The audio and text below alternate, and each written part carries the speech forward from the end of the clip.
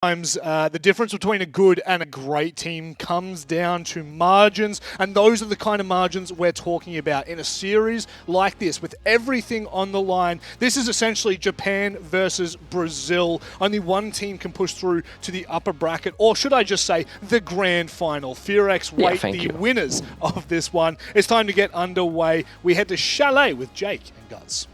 Well, guys, yesterday we did the lower bracket final for Asia, and that was quite an entertaining game. That was the Weibo Souls Heart game, which in the end, Weibo, of course, won that, scraped by, and then dominated in the grand final. That's something that, well, one of these two teams will be hoping to replicate today. Fearex awaiting them in the grand final. Winner of this lower bracket final moves on to take on the Foxes. That's two import teams down. One to go. Will a third falter? Well, I think DPLUS, for me, I would probably have them as the favorites for this series. There are a lot of stats that definitely do go into the SCARZ camp. I know the boys on the couch were kind of talking about the entry statistic, but when you kind of look at attacker win rate, big gulf. That's where DPLUS do their best work. Defensively, it's pretty equal, 52 to 50, so there's not a lot separating them then. DPLUS actually get more plants on average in comparison to SCARZ. The big also gap between these two teams right now is actually just overall rounds played. Like, SCARZ have played an extra 70 rounds over DPLUS because they've had the, well, big run of the bracket. They've already played the upper bracket quarterfinal, then they played the upper bracket semifinal, in which actually that was against DPLUS, and they lost that convincingly, 7-3, 7-3. So what has changed really since 2 weeks ago? I don't know if much really would have. SCARZ, of course, beat Kinotrope. PSG Talent, lower bracket semi-final. I think we covered that one, and that was the one PSG Talent probably should have won 2-0. You think back Cafe, second map, 8-6, after PSG won the first map. They probably should have closed that out. And in true PSG Talent fashion, they kind of bottled it, and SCARZ got the better of them on bank 7-3. So that puts them in this position of the lower bracket final.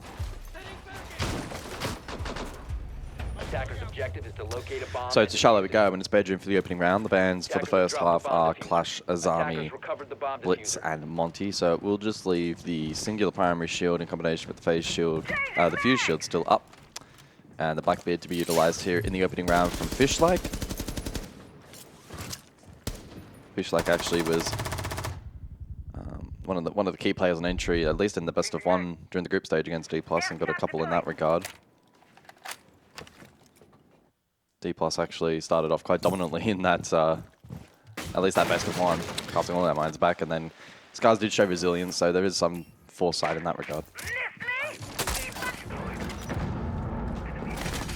Straight in, into Office on the Blackbeard, gun up down from Fishlike.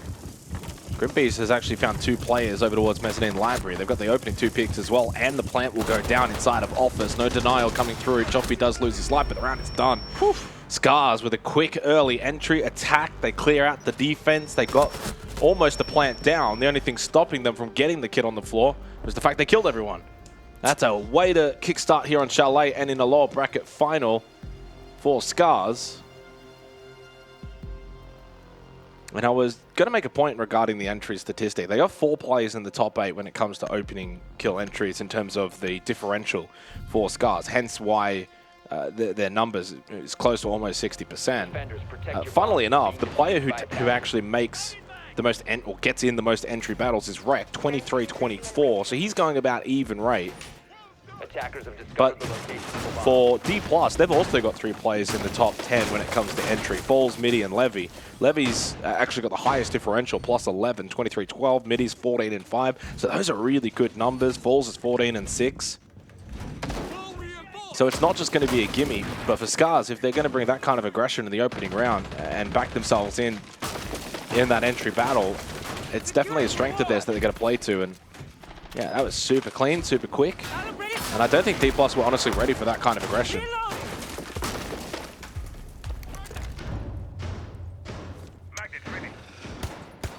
Yeah, steamroll in the opening round there from SCARZ. That will likely be in the minority of rounds, though, in this attacking half. Expecting good resilience here from DPLUS. Just called out by the tempo in the previous round. That was facilitated largely by Blackbeard and then the flood from the remaining players. A lot of aggression from SCARZ in the prior round. Bowles goes inspecting over towards Games Double and calls it clear. That's a good read. Nitro Cell above. Ineffective.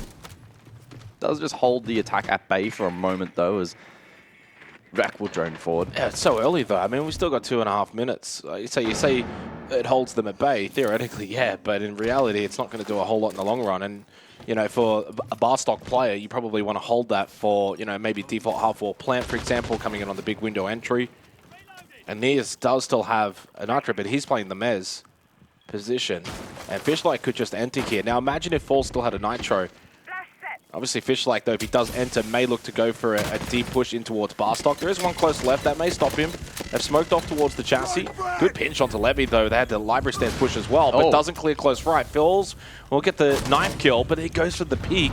I think off the back of the fact that Choppy was towards default, started to stick the plant, faked it, expected the push from Barstock, and that plant is going to go down successfully. No denial to come through. Never mind, there was. At the very last microsecond, Choppy did die. Jeez. We are talking fine margins there. I was almost convinced that was going down. And because it was. Aegate expecting the push up library, but Nias hits a clean headshot. And DPLUS doing a fine job in salvaging this round because it almost looked lost. Should still be recoverable here, though, for SCARZ. Especially if they are able to clear midi and isolate his position. Nias will be forced to retake. Wishoy now claiming ground above. Play together, guys. And we wreck drones towards the bomb chassis. Might have spotted midi. Nias will play closer towards bottom library stairs. So they're separate. The defenders are separate right now. This is good for SCARZ, but they're also separate. And they don't really have a good way of kind of grouping up. Maybe through mud for wreck. Yeah, you're just taking a 1v1. You're giving them a 50-50. Nias, Rek couldn't get out of mud. Yeah, that's probably round done unless Rek pulls off a big clutch. And now you can get Nias to rotate over towards Fireplace. There's a 1v1 against midi, but there is Nias on the rotate. Really quick recovery from him to understand full well that if he wants to play off of his teammate, he needs to move. He does that. Really well worked round for DPLUS here. SCARZ will be kicking themselves. They were so close to getting that plant down towards default. And once that got denied, it became a little bit shambolic and they could never really recover.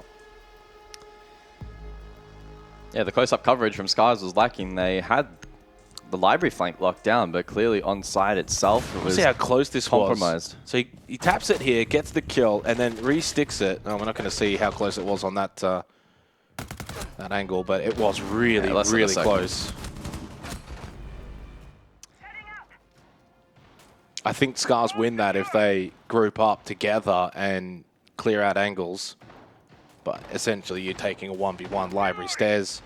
And it just makes it a 50-50 moment.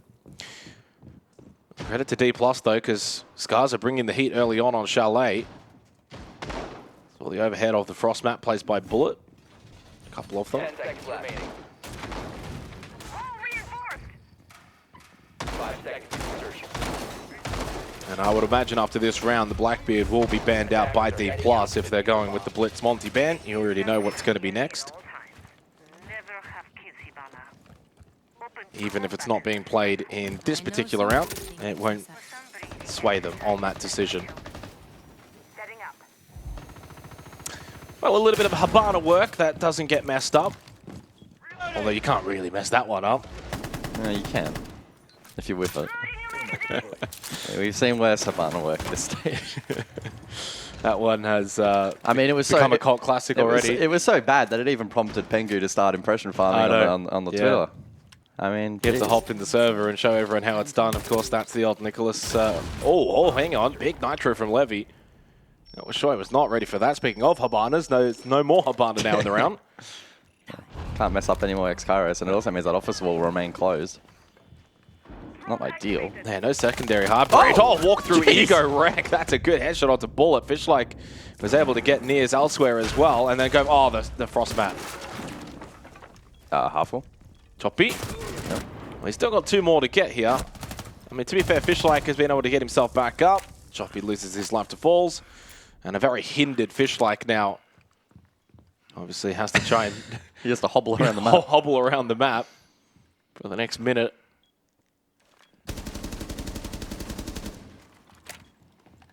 Yeah, it's going to be DPLUS likely 2-1 here. I mean, Fishlike is low. He's hindered.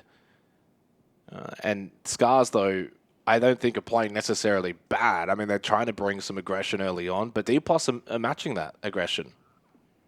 Ooh. Come on, mate. Attackers recovered the bomb diffuser. Yeah, they're bringing a really quick tempo, SCARZ, which I don't dislike. Maybe a bit more of a conscious effort to try and take advantage of those strong entry numbers that they're finding, and instead of then getting stalled out, they can look to double and then triple that advantage. Just like trying his best here to pluck something on the vert, but easier said than done. The debuff has now expired, and so he can move it with a little bit more freedom. Spots one trophy. This could be isolated. Although Midi will reposition smartly. Tuck for the cross. And now just 30 seconds on the clock. I mean, the reality is he's not clutching this. And if he does, DPLUS have made a big boo-boo. Oh, well, there's one. He knows trophy. You don't need to hold that angle, by the way. You do. Oh, they're gonna boo-boo this. Oh my god! I'm not even gonna get excited because they should just never be losing that. There's 18 seconds left on the clock, right?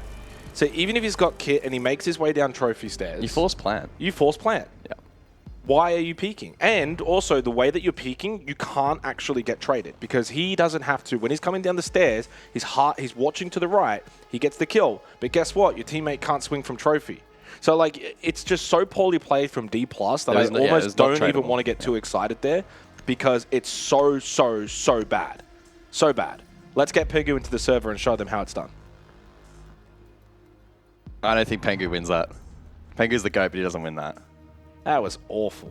My god. I thought APAC was a free region, Jake.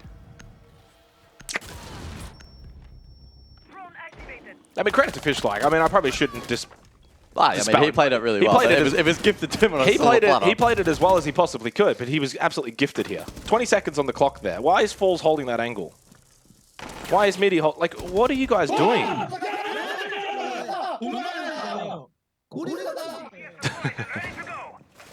Just so poorly played from DPLUS. That's just basic fundamentals that just got thrown out the window. And maybe it's a tunnel vision moment where you think you're so locked in, like, oh, he can only come down trophy stairs, and well, I'm going to hold that angle so that he can't get down freely, but it just doesn't make any sense. The bigger picture says you really shouldn't be holding that. 5 seconds. So SCARZ get one back for free. Attackers' objective is to And locate probably a bomb and scoreline. I defuse think it. that's quite reflective of what we've had so far in the opening 3 rounds. I think Bar Games maybe should have gone the way of SCARZ. A couple of little things didn't go their way. They also did misplay themselves in that particular round. So I think there's a very fair scoreline. And so far, it's been a very aggressive Chalet. And by the way, the Blackbeard did not get banned. It was the Grim. Yeah. So the Blackbeard immediately then played by Rek. I disagree with that entirely. Penria was played once opening round. That gets banned out by SCARZ. And he finds the opening pick onto Fishlike. So that's his second opening kill in a row. And Fishlike, of course, who clutched up in the previous round, able to do that then, but no longer now.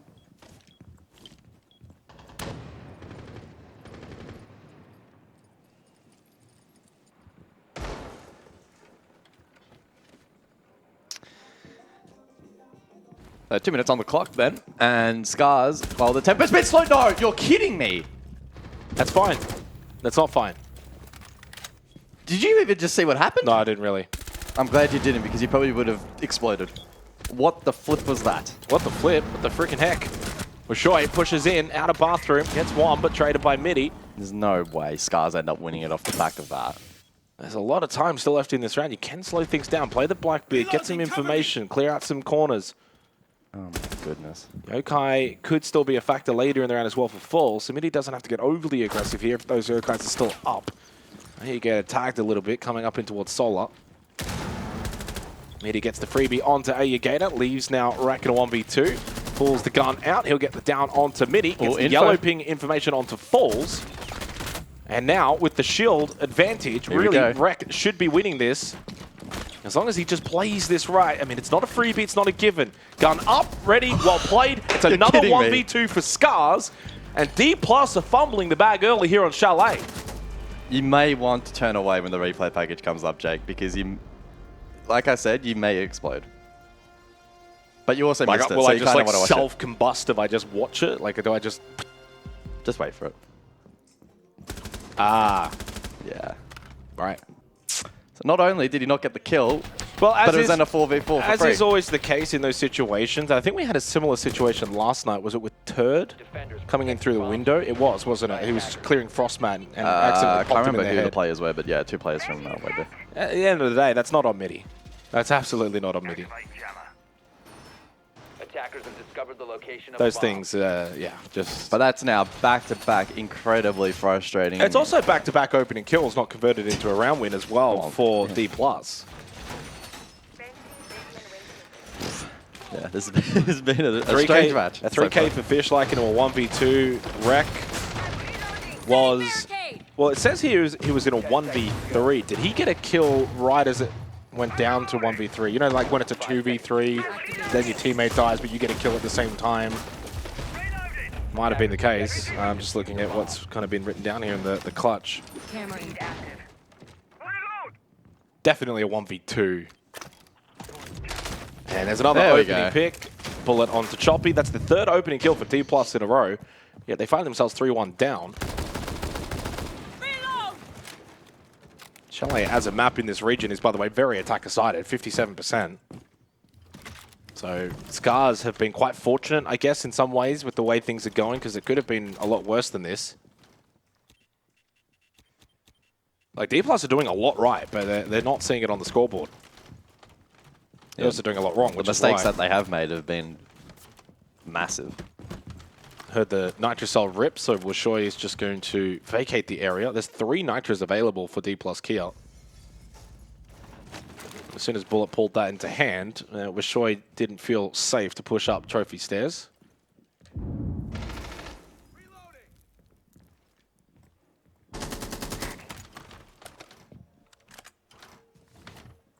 Yeah, I mean, it's a big investment on that solo side of the map currently from the defense. I think This is SCARZ Bar have a Games. read on MIDI below here. Should have added his bar games just to add some clarity. Yeah.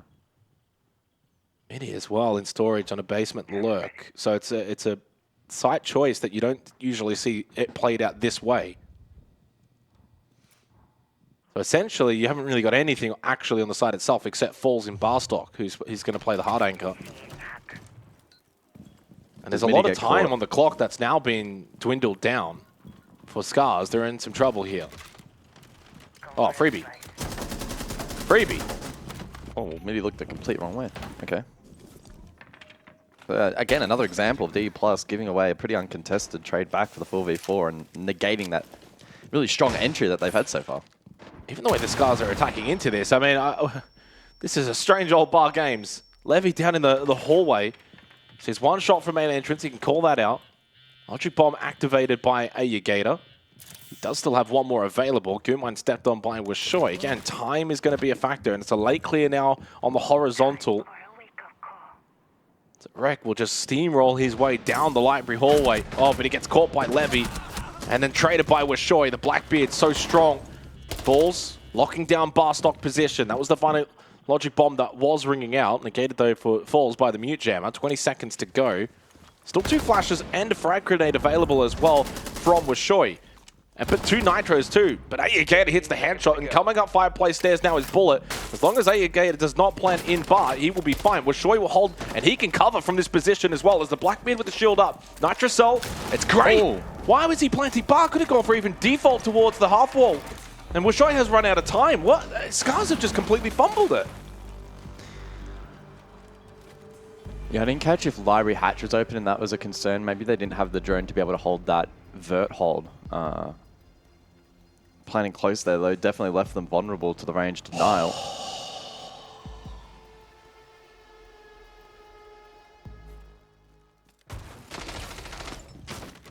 I think both teams are very much waking up and warming up in this series. It almost feels akin to last night where we're watching this game and Even Weibo and were thinking, a little bit, yeah. and thinking, oh, Well- there's no way they end up beating 5 seconds. Fear X or yesterday being the case of Elevate, and yet Weibo were able to manage it. So Yeah, so he wasn't actually obviously in bar, but he's planning on that wall. I wonder I do have to actually wonder then. I think that Nitro Cell might have actually been intended for the Blackbeard and not for the Planter. Yeah. And it's just maybe, yeah. coincidence that he's actually killed the Planter. Obviously, it can be a little bit confusing at times for us when you got the outlines. I thought it was actually directly behind bar. Yeah, he ran in through bar stock, and Yeah. I thought he was going to traverse over towards default. Exactly, that was my thought process. And then I see him planning in that position, and the Nitro Cell lands basically on him, but on the other side of the wall, killing him. Perhaps not the intended target. As I said, yeah, I think it was actually a coincidence and very fortunate for DPLUS. Because, ironically, it did actually miss the Blackbeard. So 3-2, but you know what? Fair scoreline. I mean, DPLUS have done a lot right. They've got the 3 opening kills in the previous 3 rounds. I think they've obviously shot themselves in their own foot at times, which, well, even shot teammates in their head at times. Bit of scrappy affair here on Chalet. Kitchen dining for the final round of this half. Oh my god. Oh my god. So we're not checking windows here. You know what's funny as well? I don't even think he checked for a frost mat. And I also... Yeah. I don't know.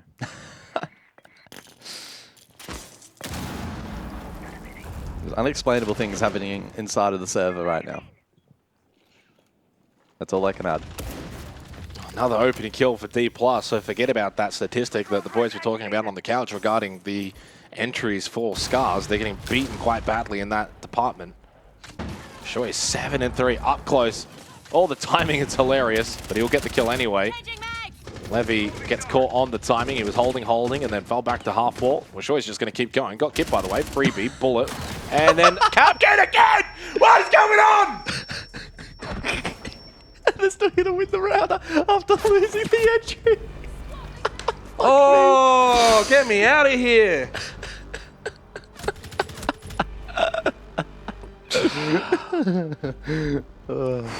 Well, 4-2-1/2, and that's... You know what's funny as well? That's how It's it should shape up on they're Chalet. not beating the allegations when people in Twitch chat saying things like, is this ranked? Is this copper? They're not helping. You're not helping, guys. You're not helping.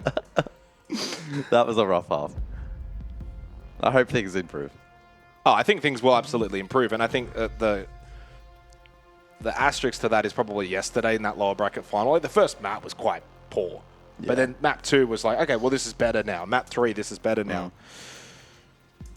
And then obviously, as we saw, that was actually a warm-up that was very helpful for Waver, because then their performance in the grand final was exquisite. It was like it's so clean, and they just absolutely trounced.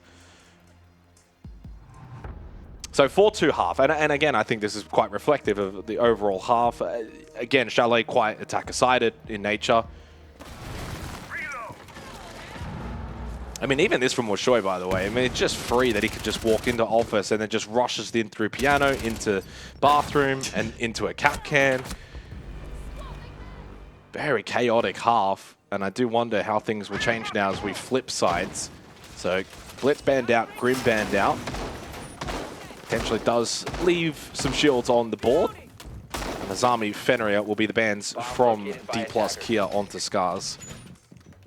We're showing 9-4 so far. And on the flip side, Nia's having a decent game. 6-5 overall, a rather even performance so far from DPLUS Kia. And again, the last time these two teams played, it was 7-3, 7-3 to DPLUS. So this is already more competitive in nature, which you would hope for in a lower bracket final. The drone is ready to go.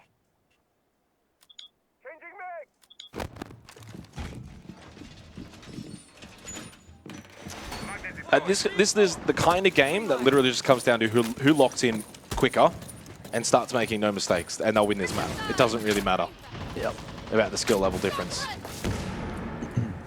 These, by the way, did switch onto the Montang in the last second with the attacker repick, so they will bring that shield left available by SCARZ. My magnet will protect us. Which might slow the pacing down a little bit. Into Trophy now on the Montang. Yeah, they're going to shape Solar here. SCARZ have position front-facing defense towards this, the likes of the mirror window, etc. So essentially anticipating this, or at least being ready for it as a possibility. Nears being able to scout for a good amount of info at the moment and can relay that to the remainder of the team. Bit of pressure from the impacts in response. Fish like out in the open here. Rather aggressive position. Has the chassis to defend himself from the double window. I think he, yeah, I don't know if you wanted him to maybe stop him from pushing forward, and he's just kind of in the way. But I think he also wanted to swing potentially to the player out in that solar rappel.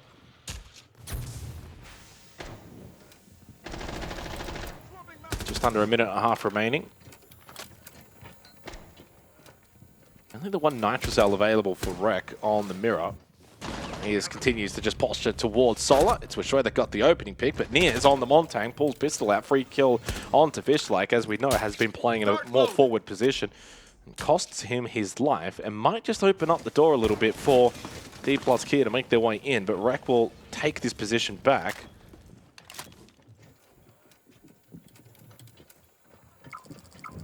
Line scan. SCARZ not under significant pressure at the moment. Aegator again, forward position. Vulnerable to the swing from Midi on the bulk. Actually pushes forward. Catches a good timing. Bullet dies and Midi still doesn't trade, but eventually will. 2v3 in favor of DK. Oh, oh, you gotta get this kill. Oh, You gotta get this kill. oh, His head is in the wall! ah! Oh, no. Well, Choppy knows where Falls is, but he's got the Montang that he needs to deal with. Oh, the air jab. Oh my god, oh, Nears pulled out the pistol. Didn't matter, DPLUS win it. It's another comical round. He's literally guard breaking him and his head just flips through the wall. What are you meant to do? Yeah, that's one of the more awkward shit 1v1s I've witnessed. Oh, God. Yeah, the Monty of Nears having to do a lot in that round was quite isolated over with Solar for the majority of it, and then had to eventually push deep in towards Closet to try and make a play. And was able to eventually brute force it. So a successful opening attack, and another opening kill not converted. Of the 7 rounds played so far, only 2 have been converted. It was certainly a talking point for SCARZ on the desk, and I mean, I'm even looking through some of the matches of DPLUS. They've had their issues with conversion as well, so yes. A very intriguing match on paper, and it's honestly translating inside of the server at the moment with both teams finding it tricky to convert advantages and minimize mistakes. Yeah, I mean, as I said before, it's simplistic, but whoever just kind of wakes up and starts to play a little bit more safe for Siege should take this. Big round from Nears, though, by the way, overall. I mean, surviving on the Montang, getting guard break, pushing forward, getting a kill with the pistol, kind of just doing it all. And a lot of things that sometimes Monties don't always get the recognition for how well they technically played in a round, because it's not always reflected in numbers, for instance. Suddenly that scoreboard now, 4-3. Gets a little bit close. Again, attacker-sided map, though, does now put DPLUS in a good position in this second half. Clash has been brought out by Fishlike, but no Montang this round by DPLUS Kia. Again, the beauty of the Clash, at least on this particular site, you can play it many different areas. You can stop a big window push in. You can bring it library hallway. Oh, you can also just not watch your window. Play your gator. The amount of amount of one-sided firefights we've seen in this match is shooting in the honestly back. ridiculous. Yeah. Like, it's getting to a point where it's a little bit ridiculous. Just completely uncontested duels. Well, if he's also in that position, which is a very common position to hold, especially now with the ADSs, being able to catch the Capitao bolts and things like that. Now, of course, you can flash dump, whatever, but you need someone then holding. Rek's position here really shouldn't be allowing that kill. Yeah. Aegator needs to have almost full focus. Double window. And Rek then just slips in, goes prone. What am I watching? Okay, well, Midi gets the freest 2K of his career, and again, it's another 2 uncontested battles.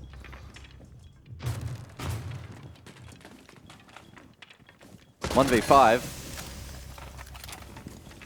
I'm sure he will stat pad. I mean, he's playing well, to be fair. 11-5, but SCARZ making it very easy in that round. Yeah, look, I'm not going to name names per se, but I've definitely spoken to a couple of different players in other APAC regions, both Asia and Oceania, and they pretty much consider this to be the weaker of the 3 regions. And this is the lower bracket final that we're getting. And the one caveat to that is Fearex. Fearex get a lot of plaudits and how good they are. But it's like the drop-off after Fearex is quite stark in comparison to Asia and Oceania. That was back in round number 7, of course, the multi 1v1.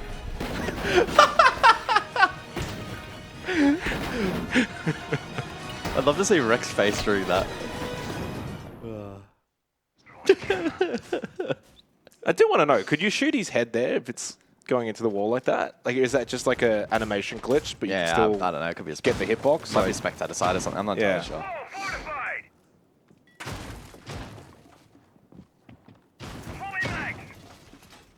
Yeah, this could be a long series. This could be a long series. Well, it could be either really long or really quick, right? Like in the sense that if DPLUS kind of just wake up a little bit, I think DPLUS are the team that have a bit more of the potential to do that. I think DPLUS can become less error-prone, capitalize a bit more. They're already doing quite well in the entries. And, I mean, the fact they're attacker side now, Chalet, scores are tied 4-4, SCARZ not really showing a lot of defensive prowess. It doesn't really leave me with a lot of hope for SCARZ. Drone is on the move.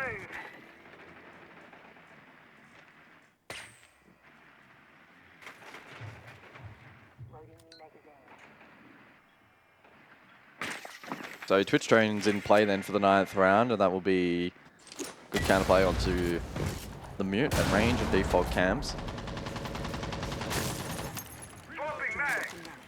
And you can see in the pip, Midi looking to scout ahead for a bit of info over towards that library corridor position. It's an advanced shield for the supporting vert hold here for defense.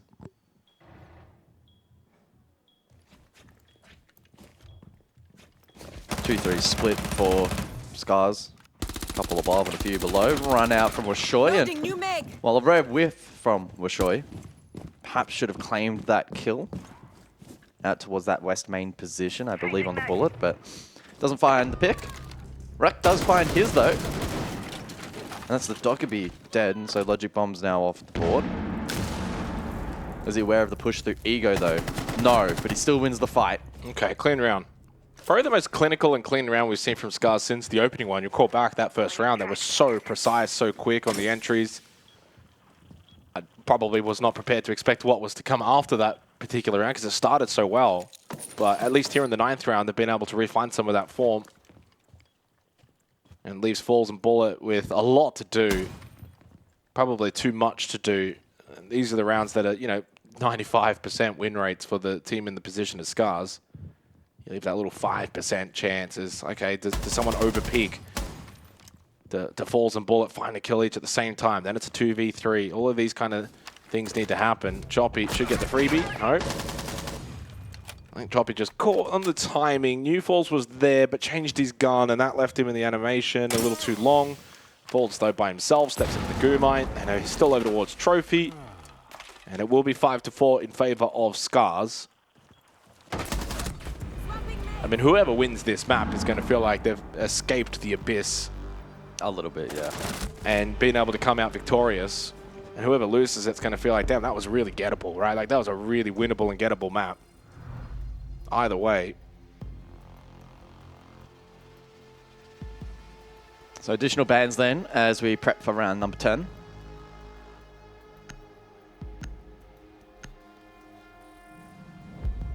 Monty Mirror.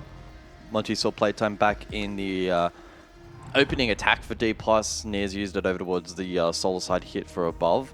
Leaves the Blackbeard available, but I don't think we've really been seeing DPLUS I haven't played it yet. bring the Blackbeard. So, I mean, I wonder if they'll change that thought process in this second half just to help on some of the entries, but that hasn't necessarily been a big issue for them. I think for top, they'll just pivot library across. Probably rules out solar. I mean, that said, they have taken out the mirror, which would theoretically bolster solar side a little bit, but without Monty, it is quite a challenge. Attackers have located a bomb. Prepping reloading position.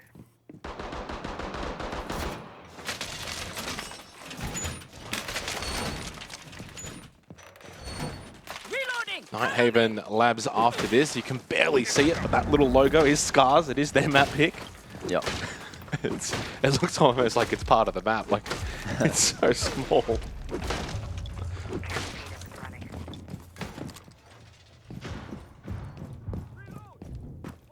So for DPLUS, it would not be a good way to kickstart the lower bracket final, losing their map pick of Chalet, and certainly they've not looked very comfortable on this map. Magnets will protect us. Defense is ready. Reload. 14-6 now for Washoy. And that's been the difference, really. I mean, Niers is 11-6 and has been good as well.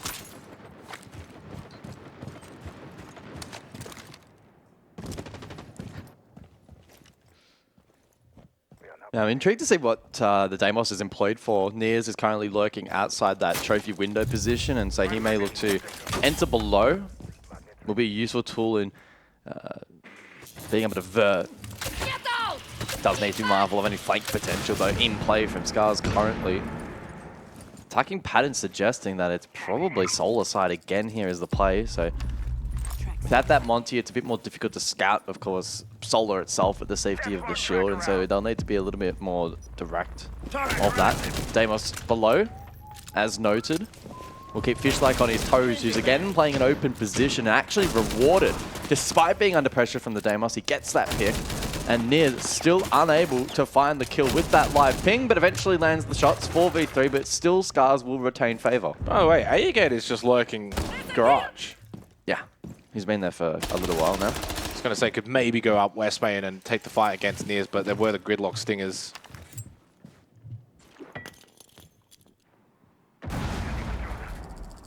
Midi and Niers, so Midi and Bullet. Just outside bathroom, Niers towards Trophy. Oh, he spots the angle. So he knows he's trapped in here in bathroom. That's Washoy. Oh, a little bit of help from Ayagator, and see you later, Midi. Gets the down, but he's not out. Niers will go down, though, inside a Trophy, and Midi just killed himself.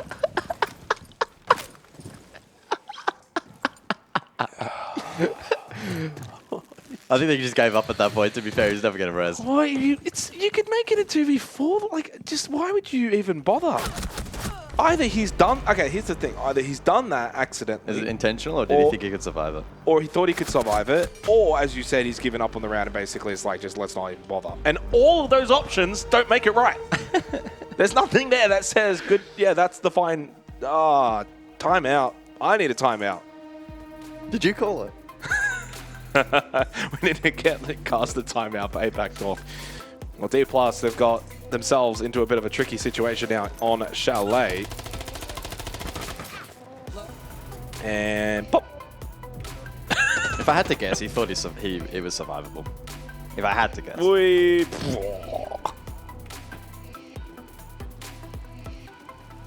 That would have really hurt his bum. So they got 2 rounds to try and force overtime. Yeah, don't forget, like, upper bracket semi-final, it was the same 2 teams that played. 7-3, 7-3 to DPLUS. There's still every world DPLUS. Absolutely. This match has been incredibly unpredictable. You could not say that SCARZ are comfortable right now up 6-4. They have their own timeout still available, so if DPLUS win this, I think you just call it and go for a chat going into 6-5. We're going to go basement here, Wine and Snow. Snow Wine. Cellar Garage. We have not seen basement once this match, so round 11, the first appearance. I literally saw it there and I was like, wow, I'm pretty sure we haven't seen this yet. It feels like we've been on this map for 3 years and we still are yet to see this site. We're in a capsule. So we're going to see the Valkyrie from Choppy. Are we leaking Valk cams right now? Jeez, guys. Jeez. Observers won't make it out alive today. Wow. Camera in position. No, 2 of them are. I think the other thing as well is going into Nighthaven Labs. Let's just say, hypothetically, SCARZ just win here on Chalet in any fashion. I think DPLUS will go into that next map and think, you know, look, guys, let's just shape up a little bit, less mistakes. I think they could easily still win on that map and send us to Clubhouse for the decider. I feel like we're almost expecting at some point both these 2 teams, the quality will rise. At least for one of them, and that's going to be then the difference. But it needs to happen really quickly now for DPLUS. 2 rounds down here on their map pick of Chalet. Lower bracket final. Lose this, and it's only 50 SI points. You brought 5 Brazilians over to the APAC region, and they only walk away with 50 SI points. Damn. They've got to be making grand final minimum. How many kills is Rek getting from here? We haven't seen this tuck yet. Probably none. Well, 1 drone's gone past. I'm going to go with 0. Ooh. Is it down? Midi. Depends if Good he gets shot onto Deimos Choppy. tracked. I don't know. Does Bullet have any marks available on the Goyo? Oh, no. He's droned anyway. He's out of there. And he crosses. Okay. You said kills from that position, though. Now it's just a whole different game. Oh, yeah. I just meant specifically there. So I was right. 5 drones left for DPLUS. And a little freebie on the spot. Gator and Kitchen. And Rek then goes for the battle. Rek just ends up getting pinched. Gator now gets aggressive, and we're just throwing. Like timeout, I would imagine. Yeah, tactical timeout, SCARZ. That was not a well-played round. I mean, in fairness, you're playing basement, Chalet. You're going to play the roam game. It's going to come down to winning your 50-50 battles. But they just could barely win any of them. Fishlike's already made a good clutch today. This would be arguably the best of all time if he could, for him, if he could do it from here. 1 HP, 1v3 after getting the previous 2 kills. And being tracked as well, so that's a free plant for Falls. Knows that he will not get pushed off of that, and DPLUS will get this to 6-5. Did we see the timeout called? Not yet. Oh, it's getting close. Can we take the timeout for them, admins? I don't think they realized the situation. It is 6-5 match point, and if this goes OT, DPLUS probably... Okay. What's the cutoff, actually? I wonder, what is the cutoff for calling a timeout? Is it just like if there's 1 second left on the countdown, you can still call it, or 5 seconds? Apparently, I got told it's the speed in which an admin can trigger. So Yeah, it has to be before 0-0. So if you call it with like 2 seconds left on the clock, the admin's probably too slow to... Yep. Depends on the admin. Some might be rapid. Reinforcing wall. Activating jammer. So 6-5, no timeout from SCARZ. Will that come back to haunt them if they don't close out here?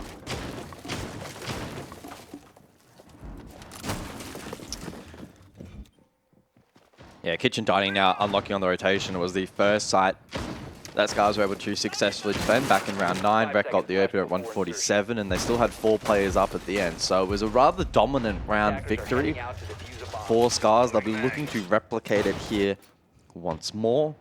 The lineup is also identical, I believe. So very, very similar setup to be anticipated. It does feel like in some ways we're getting a little bit of stability now. Just a little bit.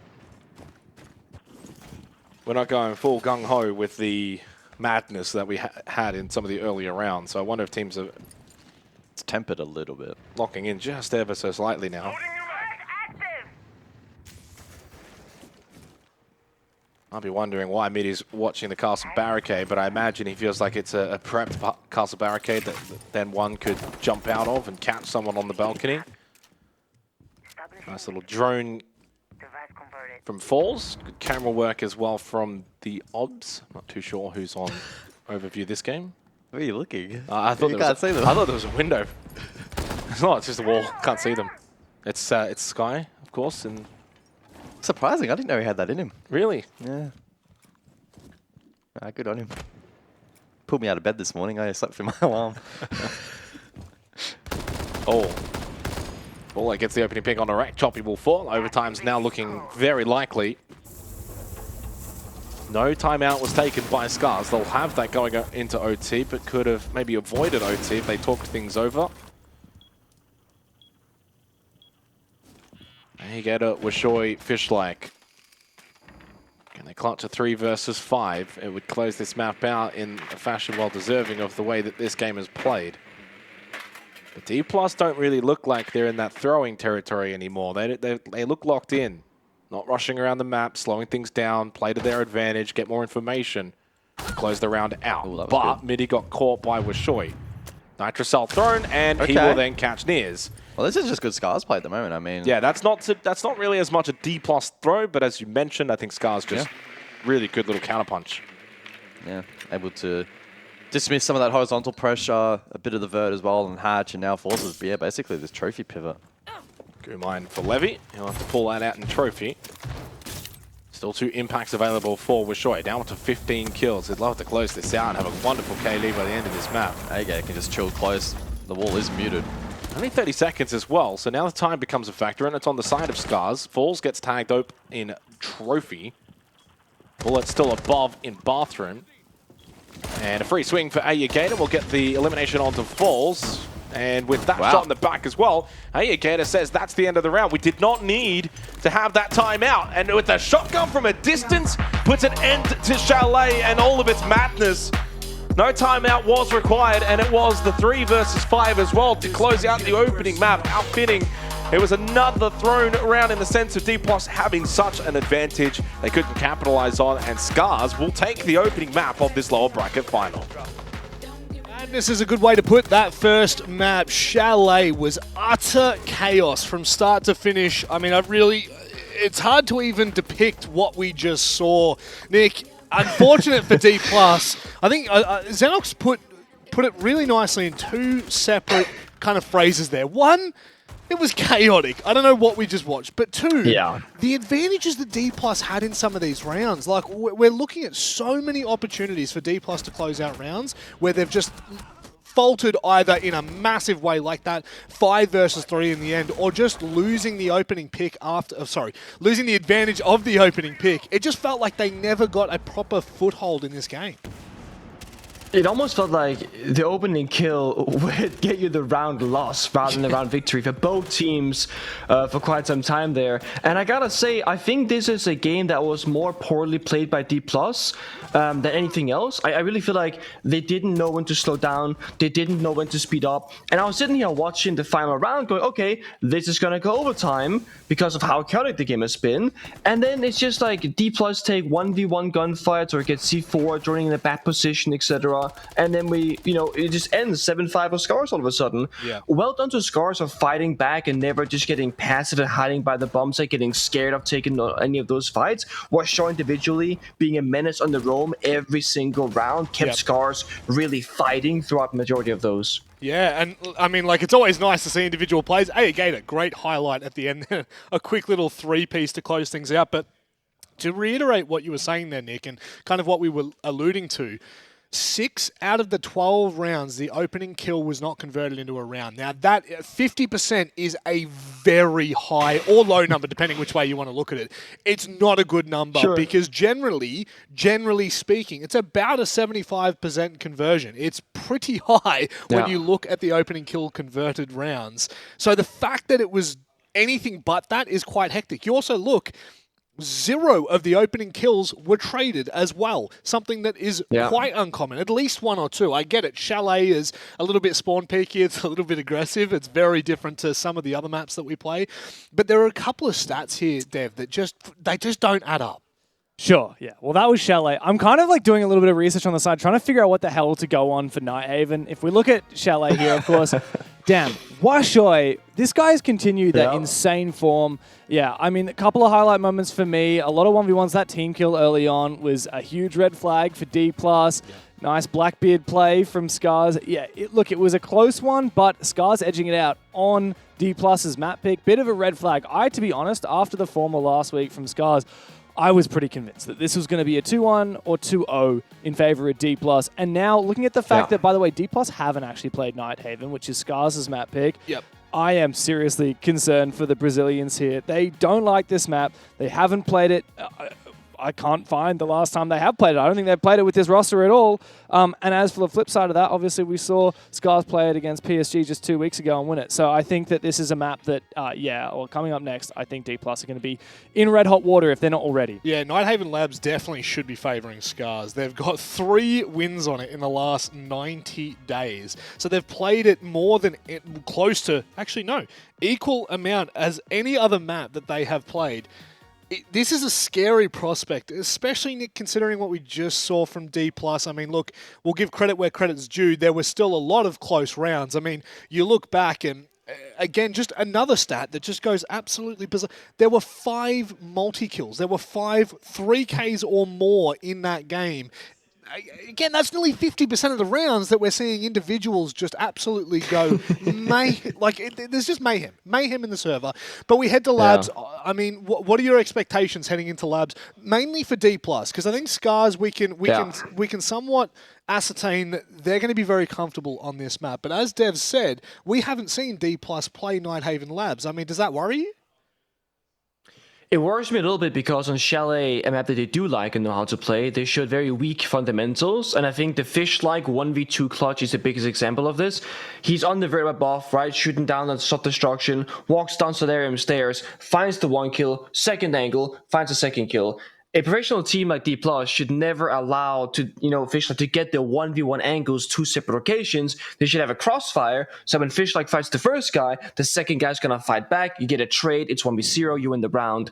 If you cannot apply that on a map that you do know of Chalet, I don't know how you're gonna do it on a map that you don't know in Nighthaven Labs. So for DPLUS, fundamentals, crossfires. And crossfires not holding an angle and having someone run past and get shot in the back of the head, and then getting 1v3 clutched on as well. Yeah. That was pretty early on, and yeah, I mean, Rek didn't even play the absolute best that he could have. He took a couple of risks, he took a couple of fights. SCARZ feeling very comfortable here, and DPLUS strangely looking really nervous and anxious, and not playing to their form. Last time these teams met, it was a 7-3-7-3 in favor of DPLUS. It's a very different story today. Well, I kind of feel like DPLUS here are kind of like Obi-Wan Kenobi, Help me, Obi-Wan. You're my only hope. The imports are all but done. They're on their last legs. We go to Nighthaven after this. Potentially, SCARZ could be pushing through to the grand final.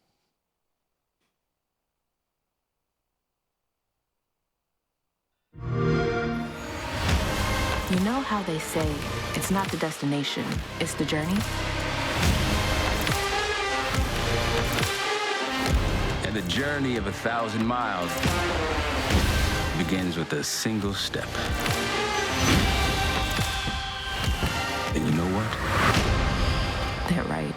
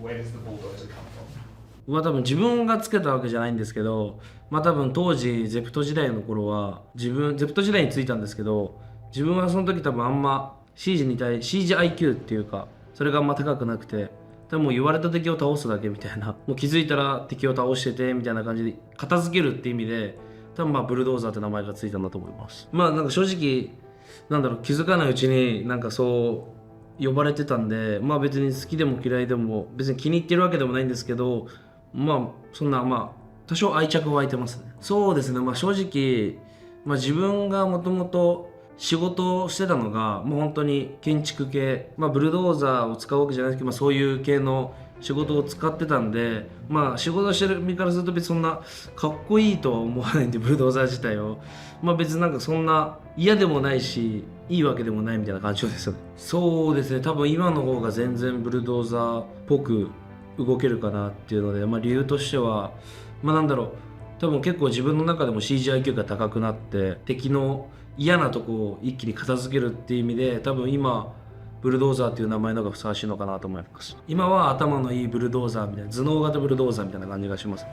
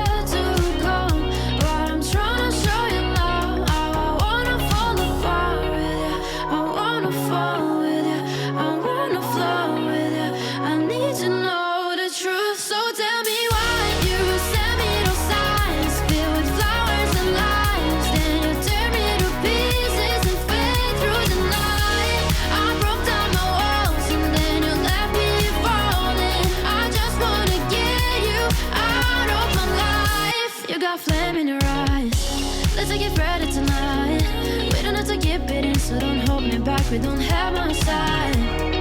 Why can't you be the light that I need? Can't you see what you've done to me? I wanna fall with you, I wanna flow with you. I need to know the truth, so tell me why you set me to sides, filled with flowers and lies.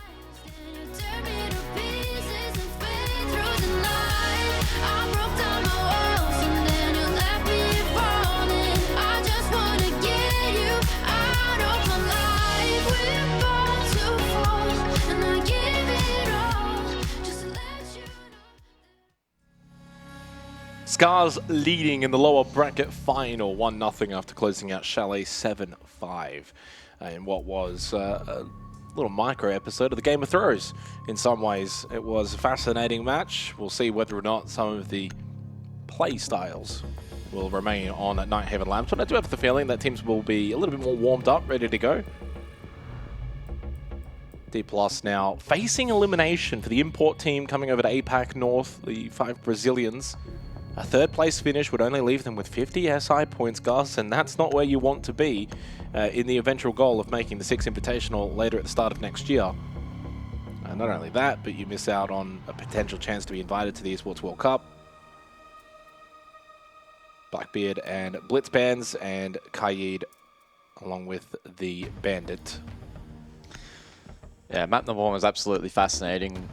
We saw several very egregious throws from both teams, and not even flowed into really the last round, although be it that was a bit more of a comeback from the side of SCARZ, who elected to pocket their tactical timeout, got off to a poor start on the final round of regulation, and then bounced back. It just really was the cherry on top of an incredibly unpredictable Chalet.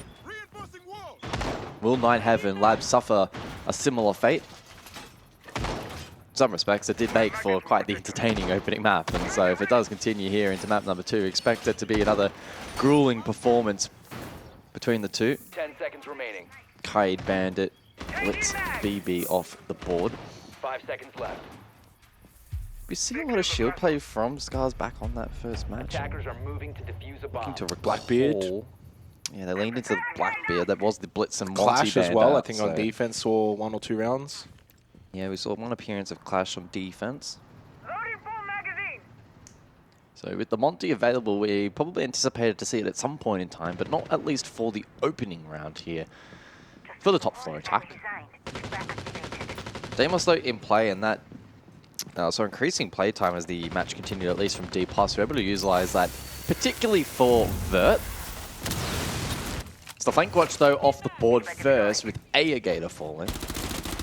Not an ideal start for attack, and on the style of site such as this top floor of Labs, the trade-out game is absolutely critical for attack. So starting out on the back foot is going to be relying on an individual finding their moment and probably a heads-up opportunity to find the multi. Com wall opened up, IT opened up, but they lose Gator, which is going to be ideal. Those air jabs are really good in helping facilitate entry by blocking off certain positions to hold. Fish-like though. Okay, that's a nice little pick onto Levy. That's the smoke as well, so no gas bay will be there to deny them from taking positions like electrical or pushing through con. Trying to get some pressure onto Bullet, who is very much trying to defend this con position. There's, by the way, no garage pressure, no IT pressure, no blue pressure, so it's a very one-dimensional attack from SCARZ right now. Still 90 seconds, and Choppy's actually rotated over to go and drone out IT. They need to get some pinch pressure here if they're going to deal with this clash. Grenade out. They do have That's what I miss. some explosives, as the Nitro from defense, they're explosives, ineffective, still just the one impact for falls. Let him take the position, though. That's the main thing. Sees him cross, can Sees call that both. out. Yeah, so now he knows that's IT. Now, who's watching that? Niers. Niers will be ready for it. And also, Midi's going to rotate over out of electrical to try and help out. Falls, though, losing his life to Washoy. Midi couldn't get there to help, despite the call. So despite the information available for DPLUS, they do lose 2 players. Big advantage now for SCARZ. Attack Labs, top floor. This would be crucial. Down onto Washoy, up close. Another one here, Rafters. They need to swing this together, deal with Midi. But he's able to stay alive, fall back behind the reinforcement, goes to the swing, and he keeps going. How is he not dead? 30 seconds in this round. Midi gets the kill onto Washoy. He was downed, so Fish like Choppy. Oh, and now Choppy loses his life to Midi as well. Only Fish-like, but he gets the kill onto Bullet. Midi's very, very low on health. Fish-like pushing, Fish-like killing, and SCARZ winning. Just before that Midi play as well, my next point at the conclusion of this round, assuming a SCARZ win, was going to be that I feel both teams tactically on a similar level, but SCARZ have a gunfight advantage. Midi throws that out of the window completely. Phenomenal solo play. Wow, we're short big there. But it just wasn't enough in the end. He had 8 bullets here, by the way, when he peels back. Yeah. 8 bullets, and he still makes the play, and then Right here. He should be dead. Yeah. How does Choppy not kill him? That was wild. And then bang! Good composure, though, from Fish. Like, helped that Midi was low on HP, and SCARZ able to take the round. Take that, an attacking round on top floor Labs. Where you lose the first pick. And on you that lost the first side pick. is, yeah. Oh, it's just insane. And they had a con-side hit that was basically stalled out by the clash. And the play they rotated for, Midi completely called out to the team, Exactly. and they still, Literally still made it work. Like, 10 seconds wow. remaining. None of the traditional indicators in terms of win cons in this kind of match mean anything. It's crazy. And credit to SCARZ, they've been very much able to capitalize on a lot of their errors and mistakes from DPLUS here in this lower bracket final. So it was a 3K from Midi. It was also 3K from Fish-like. Fish-like, of course, with the 1v2, and he had that big clutch as well back on Chalet, so he's been playing quite well. It's Washoy overall, though, 17 and 8 now across the 2 maps. Of course, only the 1 round played here, but an 85% cost in the series is quite massive. No one else has 70 plus, and he's at 85 with a 1.31 KPR. And then you look at another metric, which is important, clutches. Fish-like's now got 2 of those. Rex got 1. SCARZ have just got the edge here so far. Rek on the lurk through lobby on the Nook, and if he just keeps going, and oh, hang on, no, that was actually not too bad. That could have been really bad if he was holding the doorway. He would have got swung from the other end of the corridor and died. Had a sixth sense. Yeah.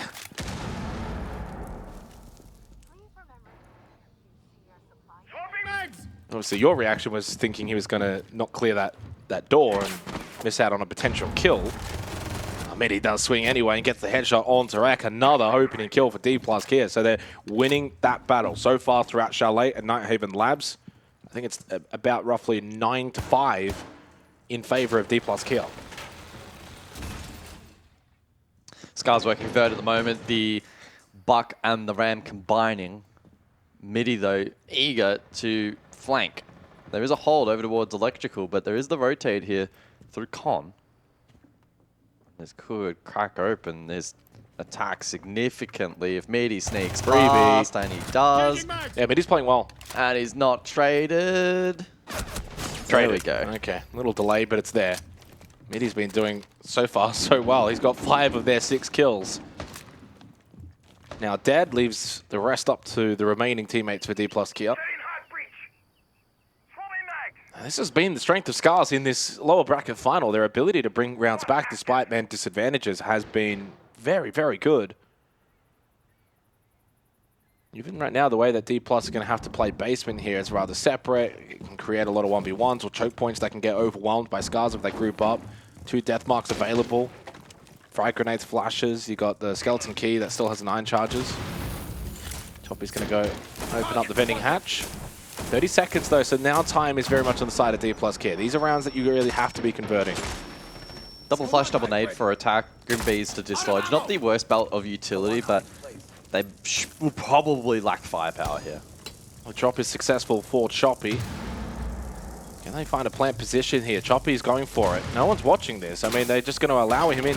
Falls is going to get the free kill though. That's going to deny the vert, and that means that the vert is no longer in favor for SCARZ. Means you can't plant there. Round done. So really, really good play from DPLUS Kia to keep one above to deny that storage hold, and it's 1-1 on Nighthaven Labs. Yeah, really good aggression offsite there from DPLUS. We saw them play rather expansive holds back on Chalet, casting our mind back, where they would typically contest entry all the way, opposing for other side of the map. And a similar mentality being employed here on Labs. I also really like the midi pick was great, and then the re-aggression up above through Con.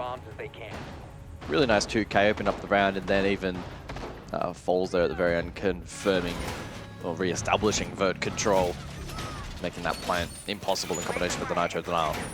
So better from DPLUS on that occasion, and may change how in future SCARZ shape up, and perhaps will be a little bit more directed in future, because they looked to play for that map control, but didn't have the systems in place to deal with the re-aggress. I'm just looking at the operators play. So we're seeing Mirror now in all 3 rounds by DPLUS Kia, at Clash twice as well. 5 seconds left. Of those 2, you would imagine one of them is going to be banned out. Which one do you ban out after this round? Is that a rhetorical question? It could have been. I kind of left it up to however you wanted to play off it. I mean, there's been so much to talk about in this series.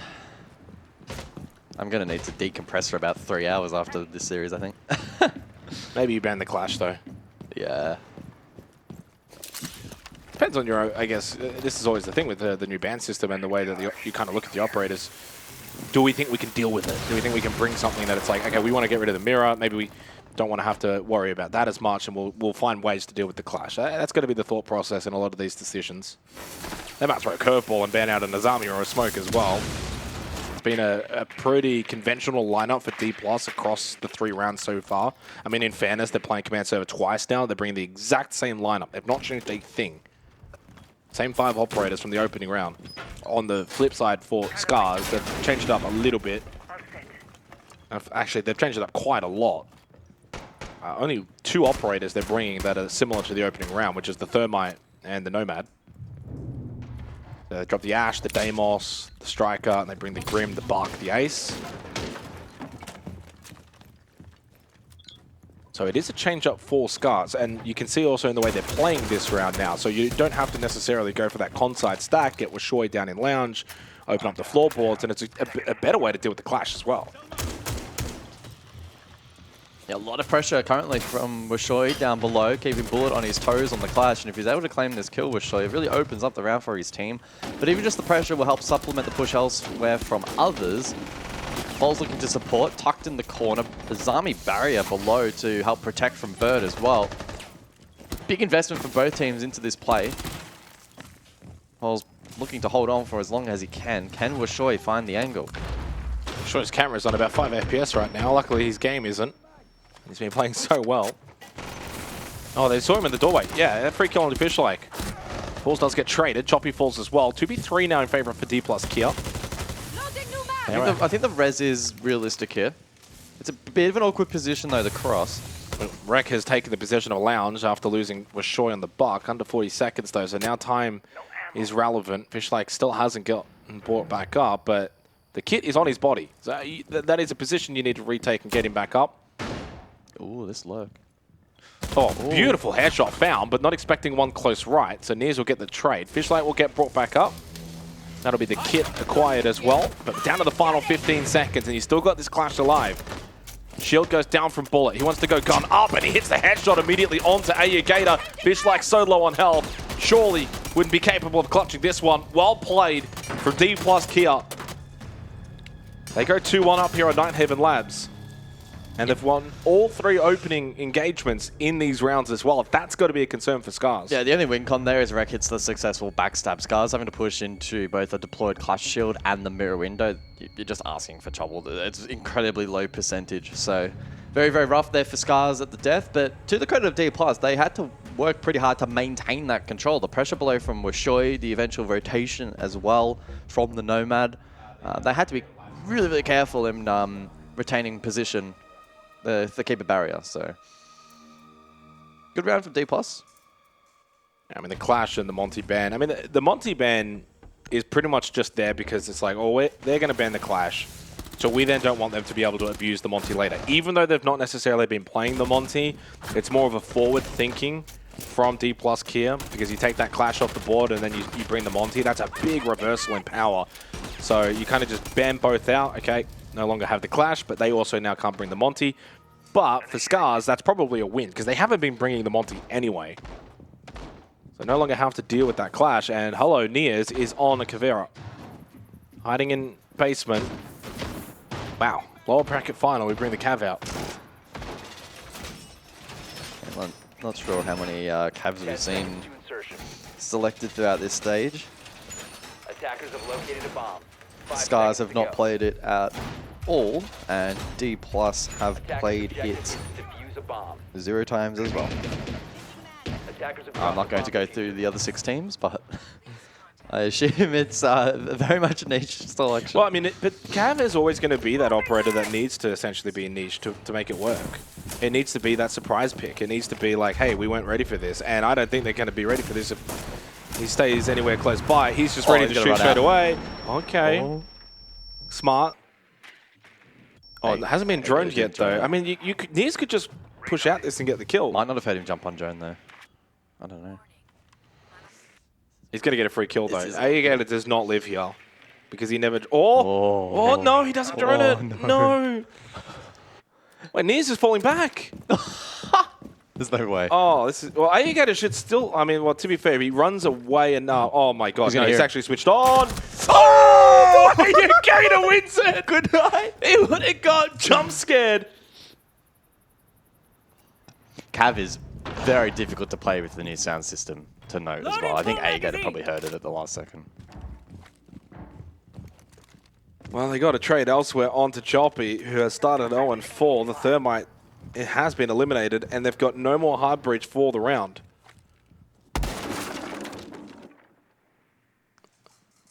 Not going to be able to open up that IT wall. So I wonder, do they pivot and go for maybe a control side hit rather than storage? Storage, you really want that IT control, play the vert. Watch a bomb called out by Rek. Oh, Wishoy, gotta get that kill, and he does convert. He's been so good in this series so far, Wishoy, really leading as the fragger for SCARZ. So Mini doesn't make the cross. Good logic bomb, so good teamwork from SCARZ. definitely feel like the quality of play has risen a little bit on Nighthaven Labs. Yeah, Logic Bomb and 2 death marks here for SCARZ. They shouldn't have too many problems in at least isolating one more player. Yellow ping and hunting, of, and Rek is about to surely get this kill. No, Levy was switched on and hit the headshot onto Rek. Well played from Levy. Sensing the pressure off the back of that Logic Bomb, and elsewhere 2 more fall for SCARZ, and that 4v3 advantage has evaporated very quickly, and the round is done. DPLUS in the span of about 15 seconds get all 4 kills and don't lose a body. They just got a little bit overly excited on the vending clear. I think they needed to wait for Gator below to actually be in a position to pressure from behind. It's also a little bit of solo play in the sense of, like, when you look at a lot of those deaths and the way that SCARZ are playing, like, even Rek, it's like Rek is essentially almost like he's in a ranked game by himself, and the way you would play off of your own Logic Bomb and the information you're getting from a yellow ping, it's like, you've got so much time still left in the round. It's a 4v3. You've got man advantage. You guys need to be playing a little bit more together, play a little bit more grouped up. If you double swing that, yeah, okay, Levy hits a wonderful headshot on you, but then he gets traded. Like, it's the little things that are costing SCARZ in some of these rounds. Now, admittedly, it's Nighthaven Labs, and defense usually does quite well on this map. Over in the APAC North region, though, that doesn't hold true. This is the 5th time we're seeing Labs in APAC North. It's actually the most attacker win rate map at 66%. The most attacker-sided win rate. Okay. At 66, across all maps is what I'm saying. I don't know how, why, where you're getting I'm getting these numbers from, but 66.7% from 42 rounds in APAC North. Now, again, you could dive in and probably find the reasons as to, you know, sometimes you get a really good team plays a really bad team, they start attack. That can skew numbers, but obviously, I think you've got access to the global statistics, and as we that's know, what I want to reference. Labs really should be more closer to defender-sided. Your mate Derry's updated it. Oh, it's looking very nice. Oh, yeah, it's got a new interface. Oh, now. Is that pictures as well for the maps? Oh, wow, yeah, it's pretty clean. Attack win rate 48.3, which puts it 2nd in the pool behind Bank at 49.3. So it actually is a rather attacker-sided map currently. Which is intriguing, considering its lifespan is a little bit well, I think command server has always been that tricky objective, but maybe with the new ban system, that's when it's really flipped a little bit. Yeah, maybe. Anyway, this is a big stack for SCARZ. Also has the highest plant percent at 26. So the Fuse Shield leads the entry from Fishlike. Gator will die anyway. SCARZ are trying to bring the pressure really quickly. They cannot get storage control, and this is a plant that needs to be secured, and Choppy will be able to. The smoke was able to obscure the cover. In the end, the Glaz didn't find the pick anyway, but it does not matter.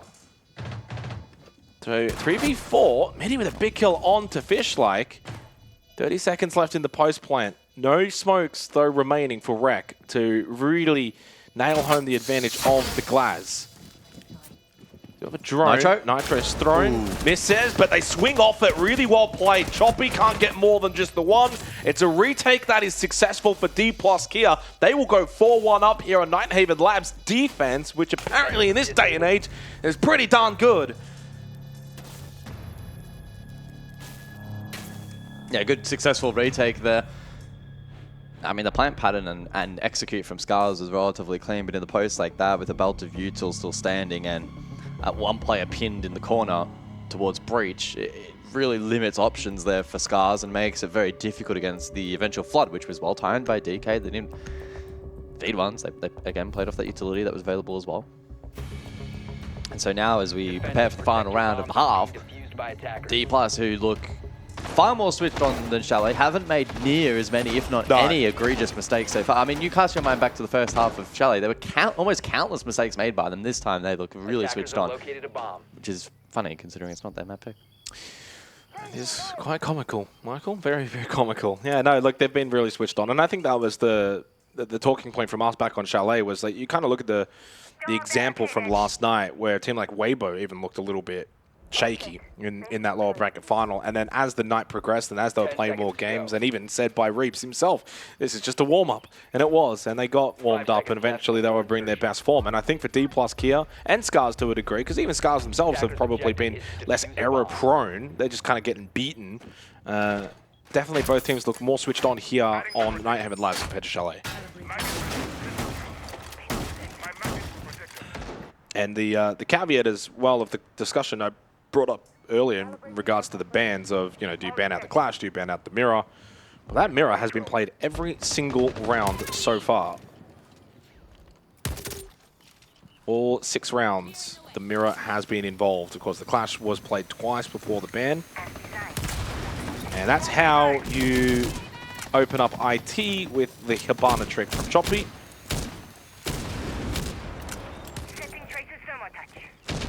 Was it? I think it was Ion that did some wonderful work last night. I think it was Ion.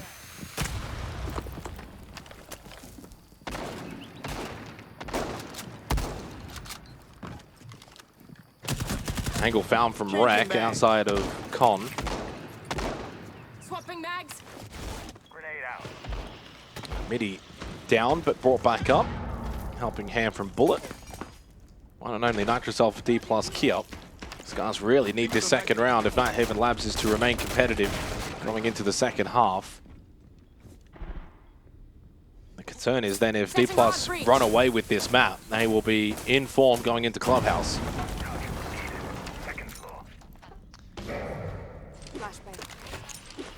So flash dump Con.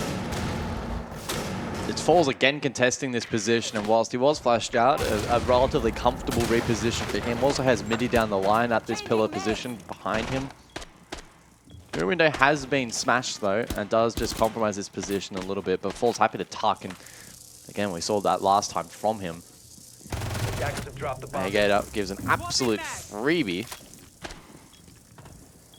Not synced up with any kind of comm pressure either. I feel like that's been a real issue for SCARZ on their attack here on Labs, and even in some cases back on Chalet as well, is just the entries just look so basic, not clearing out properly in terms of Capcan traps and frost mats and droning. Is there people close by? They just enter, and it's like, oh, well, if I live, I live, or if I die, I die. And Agator had the kit as well. Luckily, Mashoy's was able to nab that. They still haven't cleared this. Choppy under some heat now towards IT, but this is looking, well, rather grim for SCARZ on Nighthaven Labs. It's fair to say it's going to be a 5-1 half in favor of DPLUS Kia, and they look far more switched on now in comparison to Chalet of the opening map. And they lost that one 7-5. They're now 5-1 up on Labs. Very strong defensive hold. And we'll see if they can close this map out on the attack side and lead us to the third map of Clubhouse.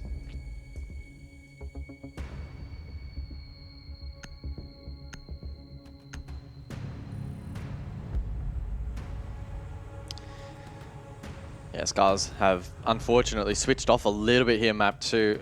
I think as you are alluding to, their entry was just on multiple occasions incredibly questionable, only winning out on one occasion in the half. And that was the fish-like clutch. It was a 1v2 and a 3K. Otherwise, it was a 6-0 half. For all money, it was a 6-0 half for DPLUS. It's just the fish-like clutch in the opening round was the difference. They got 5 of the 6 opening kills.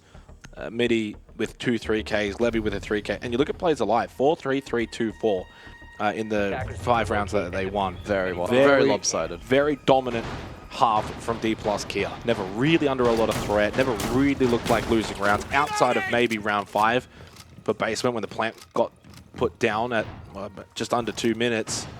And even in that post-plant retake, it was pretty comfortable for DPLUS. So, yeah, all metrics, all numbers suggesting just total dominance on this map. You know, on the flip side, with Chalet being a 7-5, close, hotly contested, you could find avenues for both sides. Things were a little bit more even. Both teams had clutches. Both teams had multi-kills. That first half, there was just nothing from SCARZ. 5 seconds left before insertion. The Clash hidden here for round 7, and I assume that tool will be either used to posture over towards top blue or in response to Con, such as the versatility of Clash at the moment, the ability to place that shield down pretty promptly.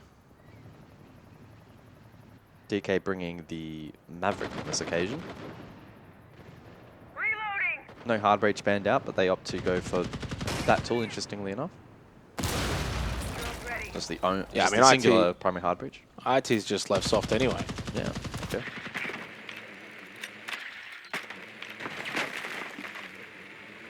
So investing I'll swear. Well, I mean, I guess their mindset is that the Kaid and the Bandits banned out. We can't really fortify this all that well. We may, like, yeah. What's the point of even putting up the reinforcements?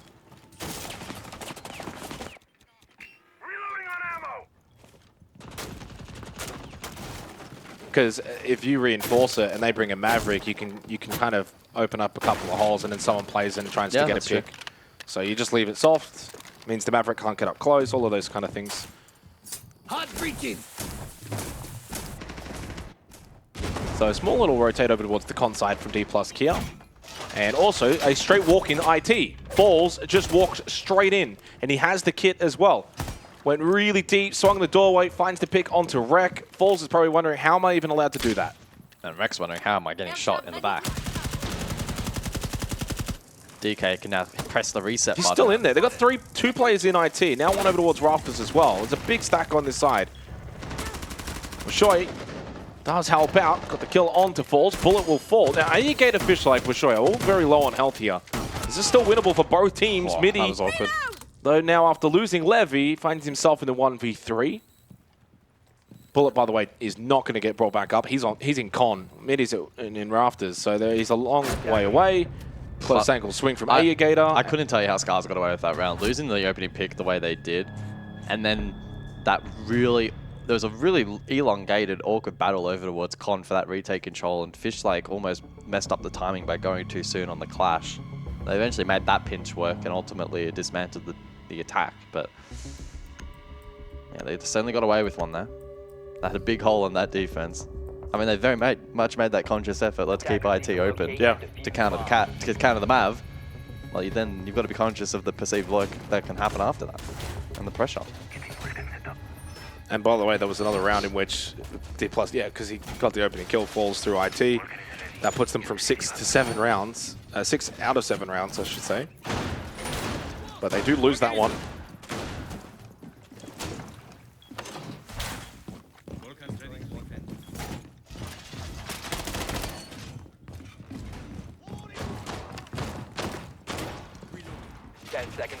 So debasement then for round number 8. And the Kaid and Bandit bans will also have impact down below and make it essentially impossible to deny the exterior walls. And DPLUS is the second best team in the region when it comes to attacker win rate. They're only 1% behind FearX. And those two are like 7-8% above third. So that's a big discrepancy. And it's not like SCARZ are this mega class defending team sitting in 4th, 52% defensive win rate. So everything kind of says statistically, and when we kind of looked at the map stats as well for Nighthaven Labs, is DPLUS really should be closing this out. And that's not a given.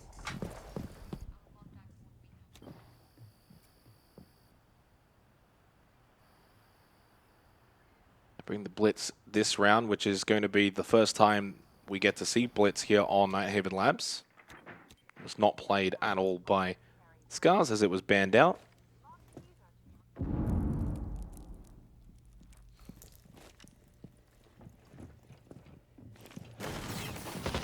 Makes the entry in through Kitchen. Bullet with another opening kill for DPLUS Kia. They are just dominating that statistic. And a good pinch as well. Playing off the Blitz incredibly well was Levy to get that kill through the soft wall. And this roam from SCARZ has been easily dealt with by DPLUS Kia. But 3v5s were won back on Chalet for SCARZ. We'll need to now do it here on Labs. Oh, he knows he's close. Yep, you hear him. Oh. Rek was, I think, hoping to hold the angle, expecting Bullet to walk out through the doorway. He's made a little bit of noise. It was Levy, sorry. And Levy has also been able to probably hear him. And this round's done. It'll be 6-2 to DPLUS Kia. Fishblack not going to have any godlike plays this round. DPLUS looking far more switched on when it comes to Nighthaven Labs, dominating the entry battles. Really should have won the previous round as well after that entry through IT. That's really their only blemish here on Labs, is probably that prior round where they allowed and they probably should have won the first round as well. Yeah. So really, it should be like 7-0. That's how dominant this map has been for DPLUS Kia across the board. You look at the scoreboard and you might be thinking, okay, SCARZ are on defense, they could maybe bring this back. Like, there is nothing to suggest this map has been close. Attackers need to locate. It should be 7-0 DPLUS. And they won't care if they close this out 7-2, 7-3, 7. It doesn't really matter, but they need to be at least winning a map that they should have won 7-0. Bullet with a 3K that round as well. And again, players alive for 3, 3, 2, 4, DPLUS Kia. Like, they are just dominating these rounds. Not a single player for SCARZ is going positive in any statistic. Anything. KD, entry, cost, KPI. No one is going positive. AEK to Rec, they both died every single round. They don't have a 0% survival rate. This is an absolute beatdown.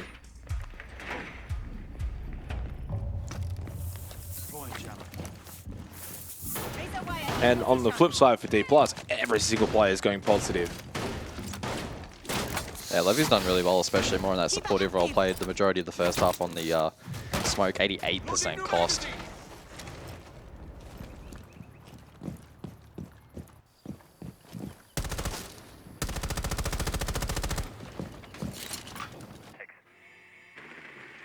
It's all about just finishing the job now for DK. Tertiary site employed from SCARZ over to storage for round 9. Maverick appears, this time IT reinforced. And a bit of relevancy here, but last time these two teams played on Clubhouse against each other, group stage, played a 2 long time ago. It was an 8-6 win for DPLUS. Yep. So close, and it really sets up this third and final map for the lower bracket final. Provided DPLUS do the job here that they are now expected to do. Drone spotted by Fishlake.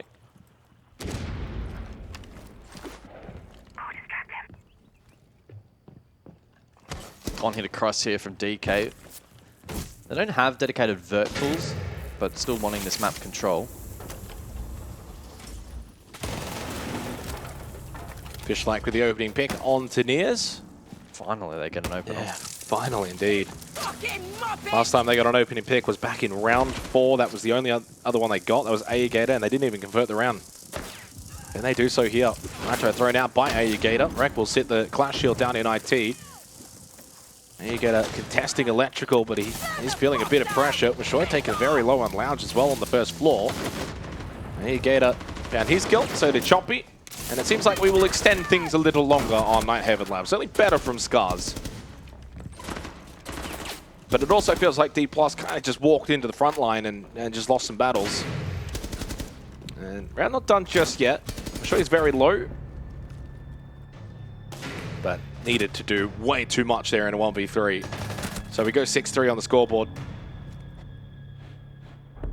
And again, every single statistic is saying SCARZ really shouldn't be able to now go and win 3 rounds in a row. Force OT shouldn't really be a possibility. I mean, it has to be a full, Doesn't mean it can't happen. rotation now. This is tough. It's still tough. It's a long way back for SCARZ. But they got nothing to lose. And certainly a better round from them. But yeah, all of these rounds have been really, really close. Only 2 rounds have had players alive for the winning team under 3, which was round 3 and round 1, where it was the, of course, the clutch 1v2 for Fishlake back in the opening round. And in round 3, there were 2 players left alive for DPLUS in their round win. Everything else, 3 to 4 players alive. So the rounds themselves have actually been very one-sided. But that is 2 rounds now won defensively for SCARZ in this half.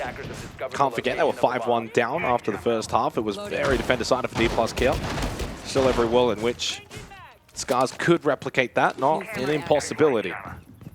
We go back to command and server now for the 10th round. You win this at 6-4. You'll most likely then go basement, and then obviously have to finish it out on control storage. 10 seconds left before insertion. Grim clashed the additional bans for the final quarter here. 5 seconds to Grim go. played round 7-9, and the clash saw appearances in those rounds as well. To top floor we return. Time to redecorate. And a rather extensive roam employed here from SCARZ. Wreck all the way in basement.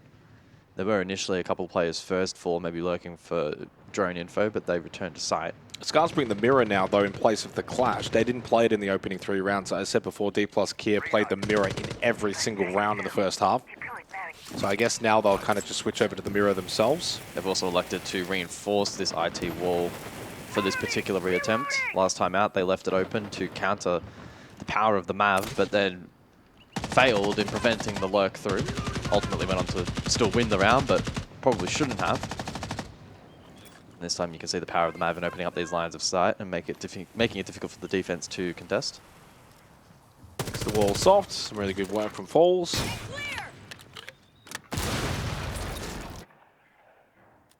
Nears with a nice little drone. Activating shock drone. Here's the aggression of Washoy.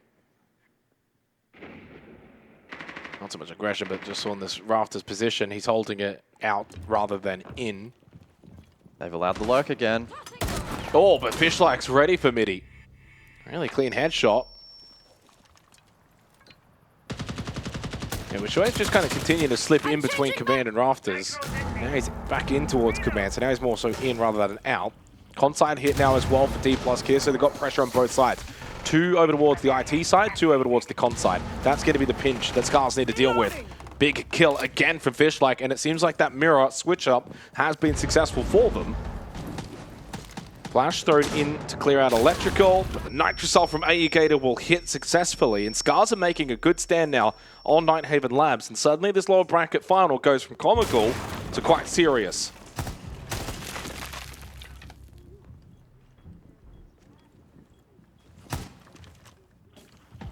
Feels like everyone's starting to really get locked in. Although, Falls gets that kill, he does get taken very low as well. And they know roughly where he is. Rek's going to pop up the stairs over towards Garage and gets the kill. 6-4. 3 of the last 4 rounds now for SCARZ.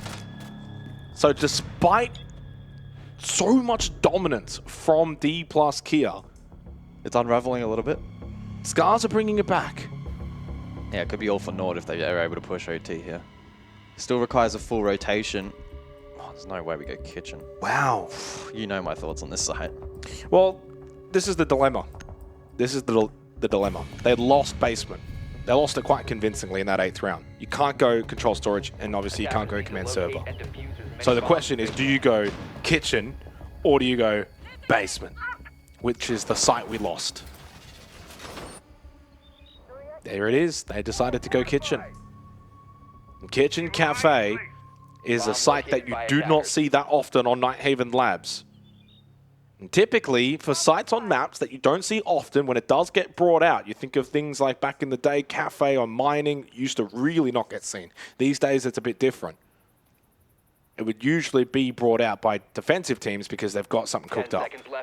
In this situation, I have no idea if SCARZ have actually cooked something up here in kitchen. I think it might be more of a case of avoiding basement where they lost comprehensively.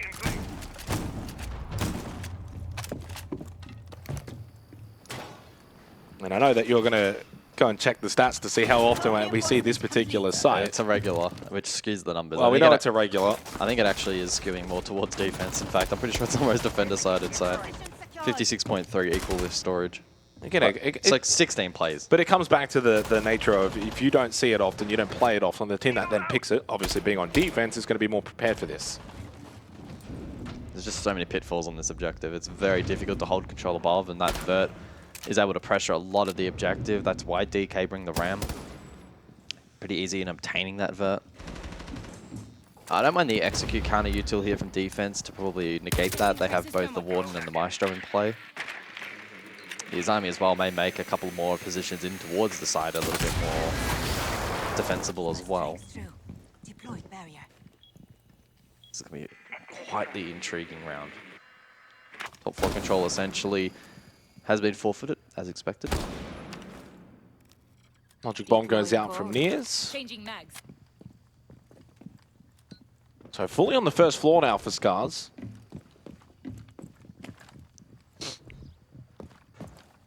Could still rotate back up if they so choose. Get some re-aggression later on in the round. Boogie Auto Breacher does get blown up. Still 2 more available, though, for Midi. And this is the issue as well with Kitchen Cafe. You want to play sight to stop the immediate jump in, but then if they've got vert control, you can't play sight. This is going to get really messy. And I'm not talking about the floorboard, I'm talking about this round. 5 versus 5 with a minute left on Kitchen Cafe. This is going to get really spicy. One spotted from Fishlike, but it's Nears that gets the opening pick onto Choppy. Fishlike, by shooting, gives up his position. He got taken very low. They don't have the warden anymore. And this flash dump now can be very, very strong. Up close on these armies with Shoy. Makes the cross, gets out of that right side corner. Well, Shoy's currently the only player on the objective. And you get it, gets caught in storage. Big pick from Bullet. It's falling apart now for SCARZ, and their decision to come to the regular site on Nighthaven Labs looks like it's backfiring. Another 3v5 would be required to keep this alive. Keep a barrier thrown to block that window, but Rek lost his battle as well. It's only Washoy and a very low Fishlike who eventually falls as well, and so will Washoy, the star for SCARZ. Can't clutch up, and with DPLUS here taking Nighthaven Labs, a third map is required for this lower bracket final. Clubhouse coming up very soon, guys. Far more clinical from DPLUS, and whilst they got a little sketch towards the tail end, Rob, they were able to lock in and get the job done. They look comfortable for the vast majority of it. There were still moments that we saw that kind of linked back to a little bit of Chalet, but ultimately cool, calm, and composed in the end, Pengu. A much better showing from DPLUS, but it's got to be said, that was SCARZ map pick. Yeah, I'm still not convinced, honestly, in this best of 3 or what team is actually showing up the strongest right now. And I will say I've never seen a more difficult Nighthaven Labs on the attacking side. This is typically a map where we say, attacking's pretty comfortable if you do the 1-2-3s, the basic steps, etc. But I think this has been kind of the story for this entire series so far. It's not been a regular game of Rainbow Six Siege, and I don't know if it's because both teams are playing this different kind of aggressive style, or if it's DPLUS actually struggling to make the right adaptations, but it's been extremely chaotic all the way through. It has. I don't want to say the word disappointing. I think it's been more confusing for me, Tiff. Yeah, I like what you said, attacks. What was going on there? Yeah. And it's funny because yesterday we were struggling with attacks on Nighthaven Labs, but it was because we couldn't trick with Hibana. No, it wasn't Hard Breach that was the problem. It was those mid rounds. Like, I think second or third last round there, what happened with, I think Midi was the only player just swinging into the objective. Like, no one else is pushing. We're not hard clearing these mirror windows strategically. We're not even timing our executes. We're not looking for weaknesses. So yeah, it was a bit messy, to be honest. But of course, if we see enough times, DPLUS would go through and have a messy attack. Eventually, maybe it will work. First half, though, big red flags for SCARZ. That's my main concern out of this game. 5-1. 1-5 is not good enough at all. All you need is 2 attacks, and you're beating in the second half if you're D+. So, yeah. Big concerns for SCARZ. Of course, that's map 2 in the books. I feel like map 1 was probably a better showing out of both teams, maybe even. That's terrifying. Which is a strange thing. Like we said, Nighthaven, not a map that we would have expected to see out of D+. SCARZ picking into it. We thought it would have been their favored. Like you said, Rob, when we were off air, did we get the maps the wrong way around? It feels like Why is it that SCARZ is so much better on Chalet and D+ so much better on Nighthaven? Right. Yeah, both of them just look very unsure. Like that, it's an unconvincing performance. Now, granted, that's not to take anything away from, I guess, what can happen in playoffs. You look to a game like yesterday where Weibo, we were sitting there like, what on God's earth did we just see in the lower bracket final? All of a sudden, they get to the grand final and they just absolutely dominate. So don't take away from the fact that just because this series is messy, that the next series could potentially have the same implication. But I think one thing does concern me a little bit here, Nick, and that's like, we've seen Nighthaven Labs, a game where, you know, fundamentals are very important. We go to Clubhouse next, which arguably is the single most important map for your fundamentals. I mean, are you worried? I'm very worried for that exact same reasoning. If you cannot get the job done on Nighthaven Labs, which is a simpler version of Clubhouse in a lot of ways on the attacking side especially, and you're going to Clubhouse, it's like either you're going to have the most honest heart-to-heart right now between map 2 and map 3, and you just gotta figure it out, or you're gonna go into Clubhouse being like, all right guys, let's start with plan C, and if plan C doesn't work, let's go with plan D, because A and B are cooked and we can't do them. Yeah. Like, what are you gonna do? If we're talking about an honest hard chat, someone's got to have one with Choppy today. Yeah, it's funny because Choppy, I feel like, has been a highlight player, especially. I think he was the highest rated player on the team over the stage so far. Shoy was, but Well, I Shoy. think Choppy was next. He Choppy was coming next. in second. Yeah, and like you said, Clubhouse is a map which comes down to fundamentals. Of course, you need an individual player popping, but I'm just looking back over the stats. The last time these teams played Clubhouse against each other, which was, of course, in the regular stage, it was 8-6. In favor of DPLUS. And guess what? It was actually an attacker-sided Clubhouse. 4-2 splits, right? Attack for both teams. And DPLUS started with 4 in a row as well. Also notable, looking back on the stats from that game, like there wasn't a lot of multi-kills. There weren't a lot of clutches. There was 1 clutch from Nears, 2 multi-kills from other DPLUS players. But for the most part, it came down to fundamentals, and yet they're still winning their attacks. They're banning out shields. They're playing good hard breach. We're seeing a bit of Glaz. We're seeing a variety of different strats. We're seeing teams looking pretty confident on the attacking side, which is not at all the story in Nighthaven. So, of course, moving into that third map, it's going to be a big focus for me. Not just hero players, not just can Choppy pop off and get his stats looking a bit better, but are we going to win as a team? Yes. Yeah, well, right now it's a very heavily individual-based game in this series. 10 out of the whatever amount of rounds we've played have been multi-kills. That's a very significant stat, especially when you consider the caliber of both of these two teams. We're not talking about a Kinotrope that is still trying to find their feet in a very competitive league. We're talking about the top 2 out of maybe the top 3 teams in this region. It's getting very feisty. There's only one map to go. Only one team can go through. This is both regions' last chance. It's really only Brazil's only chance, but Japan. It's SCARZ that stand in the way of utter dominance. It's time for us to go to a break. On the other side, Clubhouse.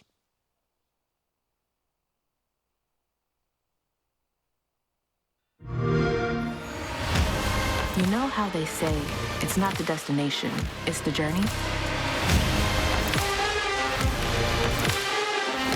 And the journey of 1,000 miles begins with a single step. And you know what? They're right.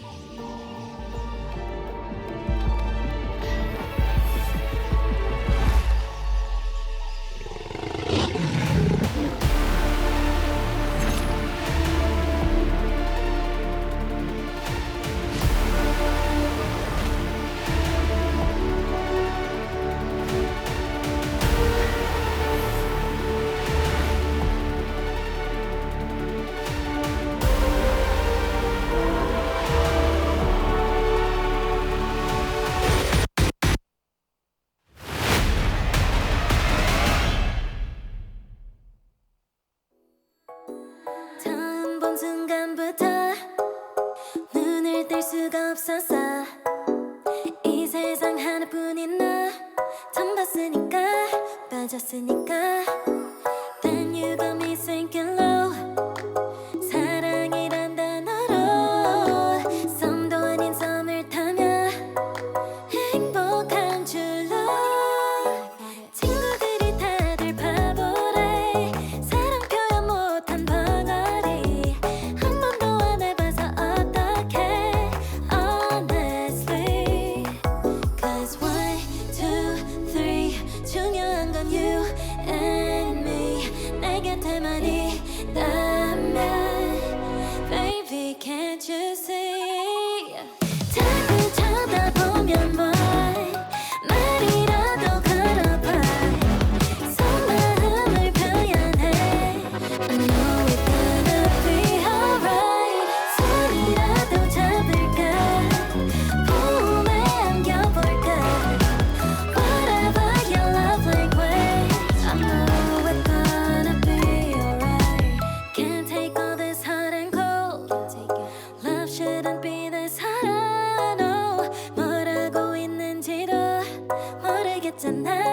어렵지 않아 무슨 생각한지도 정말 진심인지도 Guess like I've never guessed before 나 좋아하는 건 맞아 친구들이 다들 바보래 사랑 표현 못한 벙어리 한 번도 안 해봐서 어떡해 Honestly Cause 1, 2, 3 중요한 건 you and me 내 곁에만 있다면 Baby can't you see 자꾸 쳐다보면 뭘 말이라도 걸어봐 속마음을 표현해 I know we're gonna be alright 손이라도 잡을까 품에 안겨볼까 Whatever your love language I know we're gonna be alright I know we're gonna be alright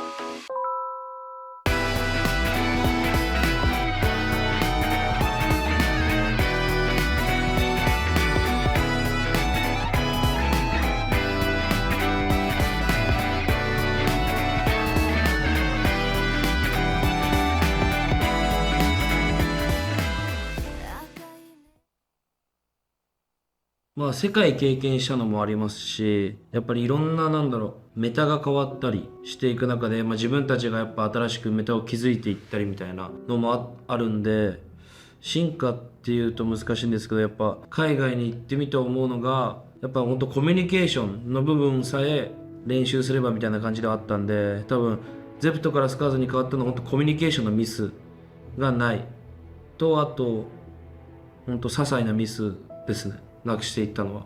そうですね、やっぱ初めてのメジャーの時はやっぱ画面でしか見てなかった選手といざ戦えるってなると本当にすごいなっていうか実感できなくて、本当にずっと好きだった選手とかだったり、本当ずっと好きだったチームがいざ目の前にいて戦ってる姿を見たり戦ってみたりってなると、本当に実感が湧かないっていうか、本当現実だと思えないぐらい。そうですね、本当ここ 2,3 年はそういう世界に決める大会は本当負けなしみたいな状況で、ふさわしいって言われたらふさわしいとは思うんですけど、正直もっとどんどん日本のチームのレベルが上がっていって、自分たちが本当考えなきゃ勝てないみたいな、本当いつも通り行っても勝てないなっていう相手が出た方が自分たちのレベルも上がるし、世界でもっと戦えると思うんで、日本代表ではいるんですけど、本当不甲斐ない結果しか残せてないんで、もっと自分たちを苦しめるような相手に出会えて勝ってこそ、ふさわしいのかなと思います。そうですね、やっぱ日本チームというかAPAC チーム自体が、結構舐められてると言ったらあれですけど、結果が出ないチームで結構下に見られてることがあると思うんですけど、正直やっぱ悔しいというか、しょうがないなっていう結果ではあるんですけど、今年はちゃんと結果残して APAC 強いんだなって思わせれるような成績を残したいと思います。そうですね、やっぱ多分、誰しも負けることはあるし学ぶことはあると思うんですけど、そこで諦めずにちゃんと負けた範囲を改善して次に挑めるような気持ちがやっぱ一番大事。やっぱメンタルがやっぱ世界大会行っても日本大会でも、負けちゃうことだって誰にでもあるんで、そこで折れないようなメンタルが一番大事なのかなと思います。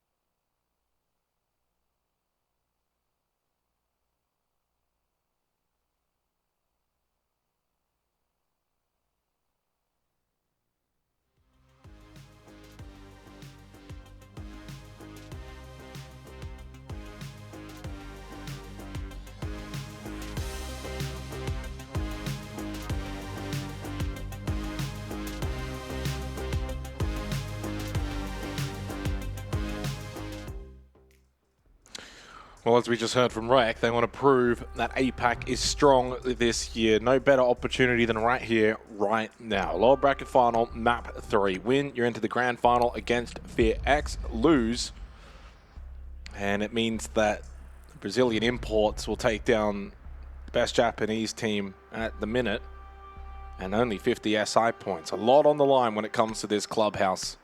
7-5, 7-4, the first 2 maps, respectively to SCARZ and DPLUS Kia. Monty, Blackbeard band, followed by the Kaid and the Mirror. And we get underway in a do or die 3rd map, best of 1.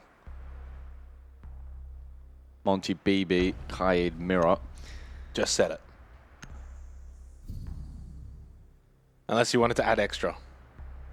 If you're going to let me finish my point. Okay, no, sorry. Go.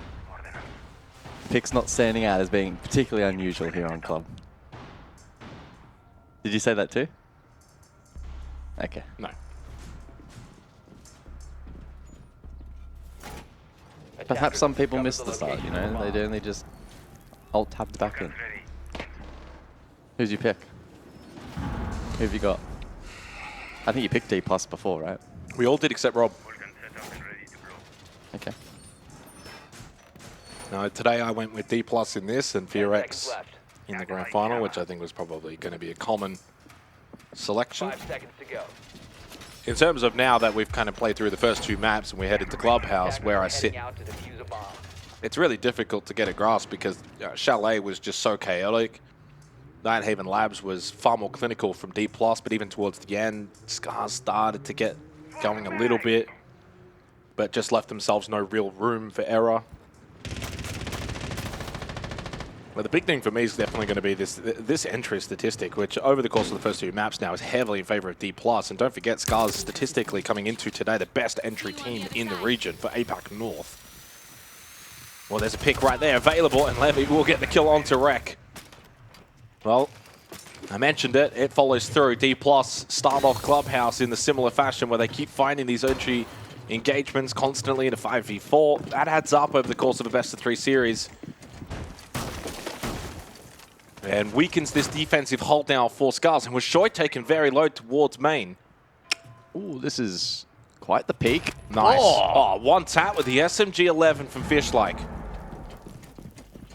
And that just also slows DPLUS down a little bit too, because they've got the blitz. They could have gone pretty quick. 5-on-4, Washoy low, got some good map control. But now the kit's stranded towards Jacuzzi. So you got to kind of navigate, go pick that back up. That just naturally slows you down. And they haven't cleared out Choppy as well towards Strip. Throws out the Nitrocell in anticipation of the blitz. And the blitz is hunting. So DPLUS now playing into this roam clear on Choppy. Washoy, who got taken low, was top floor, but rotated back down main. And he's now playing in towards Church. Choppy, shotgun. And Nears just beats him out right with the pistol. Yeah, good discipline from Nears. They're able to close distance and then catch Choppy off guard, give his team now the advantage. And with Washoy low on HP, DPLUS are posturing quite nicely. Yeah, but they're going to still get this kit, so the blitz is not in a position just yet. Yeah, I mean, plenty of time there. It's not really an issue. As long as they don't allow re-aggress, which now shouldn't really be permitted. And Nears straight down bot main. And it's been barricaded off. Now there's 3 gas babes available, but Fishlike's playing dirt, so a little bit more difficult to kind of get these over towards the bot main entry, as you can find an angle.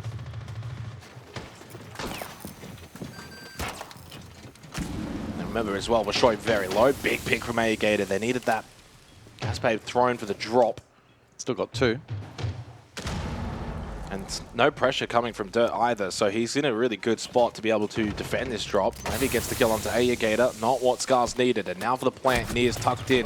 Gas babe thrown, but it got shot. Either got shot or was thrown too far. Either way, DPLUS take it.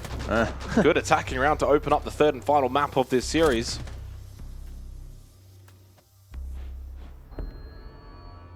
Yeah, I thought he got it right into the corner, but I think you might have actually thrown it a little too deep. Gym Bedroom, we go for the 2nd round. Good start for DPLUS Kia. And I think now that we've kind of entered the 3rd map, you kind of look at the body of work across all the rounds that we've kind of looked at. And the thing that stands out the most for me is that. Just constantly DPLUS starting these rounds better. The shield play as well has also been better from DPLUS. 15 seconds left. Oh, he did shoot it. No, he's pretty clinical there in the end for DPLUS, identifying that he had shot was indeed the strongest win con for them. Good isolation as well with the choppy roam earlier on from Nears. Gym bedroom round 2. DPLUS just continuing to mount pressure. 5 seconds to insertion. Jammer ready. Yeah, Levy with a 3K. He had a 3K as well back on Nighthaven Labs. Attackers will drop the bomb diffuser. Look at the overall KD numbers and who's performing. It's Nears at 21-16. Another $12 of ad revenue. The biggest issue here is not so much who's top fragging. In terms of top fraggers, like you look at Nears and Midi, 21-20, they're matched. Wishoy's got 21, Fishlike's got 20. Levy's got 18, How You Get has got 18, Bullet's got 15, Rex got 15, but where's the outlier? Falls has 15 and 15, Choppy 8 and 20. Yeah. That's the difference maker right now. Choppy is 8 for 20, 0 for 3 entry, 42% cost at a 0.33 KPR, 17% survival rate, 62 EPS. He is having an atrocious series. He is one that if you wanted to look to an individual for SCARZ that needs to elevate their game here on Clubhouse, it's Choppy. Quite as a mouse. Opening their defenses! Setting up a breaching sequence. Which is TYP for unfamiliar viewers of the APAC North region. Exterior comm proving to be a little bit more challenging to open up than DK first expected, but the mid jambar has now been cleared with the Lance. Mav again in the hands of Foles, similarly to what we saw back on Labs. And much like Labs, he makes quick work of that, and Nears immediately follows up through the skeleton key breach. 2 quick kills, catches SCARZ on their heels, and Falls now looking to plant. Well, I mean, this is clinical from DPLUS Kia. They'll win this round now because Force is going to get the plant down, no denial, and there's no clash to help with the retake. Only Wishoy left. And when you're someone like Wishoy and you're playing around that like logistic con side of the map, you're thinking, guys, what has happened? How have you allowed this? And they're just not switched on. Like, we're talking about map 3 of a lower bracket final, the difference between 50 SI points and essentially a stage where you haven't really gained a lot, or at minimum, grand final, 150 SI points, a chance to fight for first, which essentially, if you're finishing top 2, or more importantly, if you're finishing second, you can still take something from this stage. 150 SI points goes a long way when everyone else is getting 50 or nothing. It adds up. Defenders, protect your I really like that play. Like, it's a great play, but like SCARZ need to be more switched on to contest that. Yeah, that's the it's kind not of totally uncommon to rush the Jacuzzi breach. Through a Mav trick, though, it is more uncommon. That's the kind of Brazilian flair that you're not seeing in APAC scrims. No, and it's a point that Mentalist brought up the other night, right? That the scrim quality in this region needs an improvement. You are not seeing that in a scrim, and that's why SCARZ are just not ready for it, and they probably have just never seen that.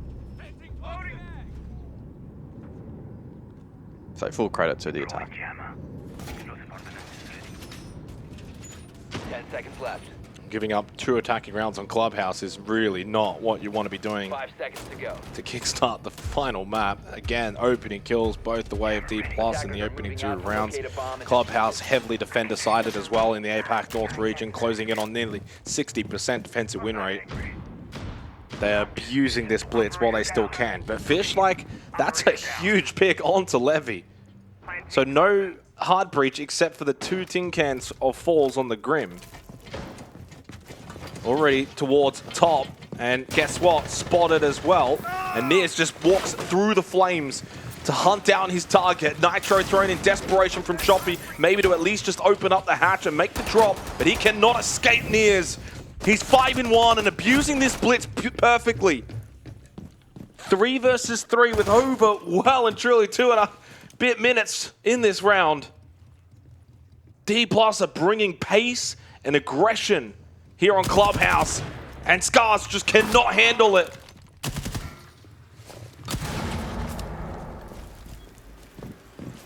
Yeah, that's Choppy getting caught on a roam again. Did you just throw that into the fire? Yeah, got caught. I don't think I've seen that. It's only got 1 gas babe left now. That's really going to compromise this con hold. APAC are APACing. Gen hold, I should say. Yeah, they are, a little bit. I mean, Midi is 1 HP, so that Smoke Babe could be enough to find that particular pick. DPLUS, though, with the time and the drone util still remaining. But this needs to be the thing as well. These import teams come in, and this is what, if I'm DPLUS, I'm thinking, put pressure on these guys, and they will crumble. Look what happens to the APAC teams internationally when the teams with higher quality, higher skill disrespect them, go in fast, be aggressive, put pressure on, and the APAC teams crumble because they can't deal with it. And you're seeing that firsthand right now in this match. DPLUS have basically taken the aggression dial and just amped it all the way to max. On a map where traditionally it's very challenging. Exactly. And unexpected. I mean, the Blitz is going to get banned after this round, but that doesn't mean that DPLUS have to suddenly play a super slow brand of Siege. To be fair, this round's not entirely a given for either side. It's a 3v2, but Midi and Near's very low on health. So Bullet's going to have to be the one on this Deimos to push forward, find a pick, and then you've got the numbers advantage significantly. Early smoke canister, though, towards Gen. That'll help Midi out significantly in dirt. He's going to get a freebie. Through, and a freebie because you're having to pay attention towards Blue. No, Never mind. Fish like good fallback reposition to play closer to the bomb chassis, cover the dirt, and also then not be vulnerable to Blue. Washoy wins his battle against Bullet, and only Nears is left. I say only, he's still critical, but he, well, got covered by, of course, the cross. Beautifully played by Washoy to help out his teammate. 2-1. Better from SCARZ at the very least. Better. But it's DPLUS that were setting the tempo and the tone in that round. They just couldn't capitalize this time. Yeah, SCARZ did enough chip damage to aid them in the late round. So to be the Blitz ban, what do you ban here against SCARZ? Maybe the Clash. No, it's the Bandit. Bandit has not been played yet. I mean, to be fair, it's already job done for DPLUS. You find 2 attacking rounds in club at this point, you've already set yourselves up nicely. You've got 3 rounds now in this half that you get to basically play with house money. SCARZ need to be flawless from this point, and even then, it just ends up kind of being a default half. Defused by attackers.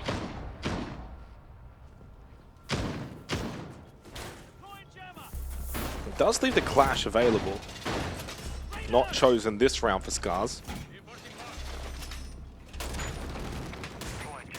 Well, last time out, this site was aggressively pushed by DPLUS. The Mavtrick Jacuzzi in the immediate follow-up to the breach after the Skeleton Key opened it up. It was immediate of a snappy, and it resulted in a 2K against SCARZ as they were completely caught off guard. 10 seconds left before insertion. You would anticipate that that kind of set play is not one that can be replicated, and so this one may lean itself into being a little bit more centric on the map clear from CC Cash across, and so we'll see how SCARZ respond to that. DPLUS didn't bring the Blitz on their last attempt of this site, and so the loss of the Blitz here shouldn't be as impactful.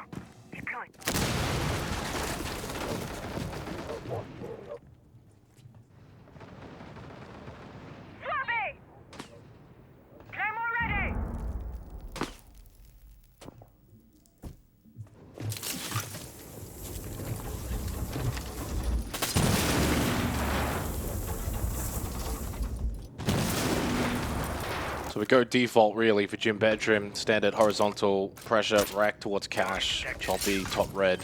Rack will actually swing inside of CCTV. Well, the hard breach here and Dockerby for DK posturing Jacuzzi currently, so it may in fact not be a map clear. Kennel's just open for perceived pressure. You would imagine at some point DPLUS will rotate 1 or 2 players back over that side of the map. Very rarely would you imagine that it's going to be a main stack outside Jacuzzi and everyone will look to enter from that position. And yeah, Levy now over towards Kennels. Bullet has also droned out CCTV, so I imagine, well, we got 90 seconds. DPLUS will get some bodies over towards that side of the map. Slow in doing so. Midi out in the balcony now, still 2 logic bombs. Putting pressure in towards Jim, where Choppy is on a bit of an island. Logic bomb activated. Choppy now known, he's close by. He will be heard. Choppy needs to be switched on. There's that swing through the window. Still can't find the shots that he was searching for. Choppy couldn't land anything, and he's 0-4. Now 8-22. Choppy is just allergic to finding kills in such a do-or-die final. Rek also can't land his shots in a winnable battle on that con window. It really feels like all the heavy lifting needing to be done by Wishoy, but boy can he lift. Claymore to Rek, who went for the jump out. Wishoy left again to do it all for SCARZ, and he finds the kill onto Mitty. With 30 seconds remaining, Fishlike and Wishoy still well positioned to get SCARZ a much needed second round. Bullet likely needs to be the sacrificial lamb in the round. He's low on HP, could maybe pluck one, but Levy needs to be the one to make a move, likely through Logi. Con also an option, but the Flames will stall that out. I think Logi likely his last bet. He needs to win this fight. They need the kills. They're not going to be getting anywhere close to that kit. So into red time, SCARZ don't know it, but they can actually play the time entirely here. Levy up close, gets the kill. Wishoy bot, he's over towards main stairs and he's running, and the running will work for him. Wow. They didn't have the kit. SCARZ win the round, and Wishoy is clutching and carrying as best as he can in a lower final. It's almost a one-man show from Wishoy here, at least on Clubhouse. He's putting up some big numbers now. SCARZ finally playing into the correct win condition, and that continues around a form here for Wishoy, who across the series has been playing rather well. Second fiddle with Fishlike up the top. A concerning trend though continues for Choppy, still yet to find a kill, but he'll be put on a more supportive role here on the smoke for Cash CC. Yeah, you say that, but he's also got a 16% survival rate, so he's not living in rounds either. You put someone on a smoke, yes, you think hard support, fall back, play sight, play key positions, but he still needs to stay alive. Like, he still needs to actually be able to be impactful. And also the smoke usage so far in Clubhouse has actually been rather mixed, where we're seeing a lot of these gas babes get used really early in these rounds. 10 seconds to insertion. Get out of here, James. James is kind of, hurry up with my order. I've just been given the menu. Let me peruse. What are you going to get? Oh, I don't know yet. He's already taking it off me.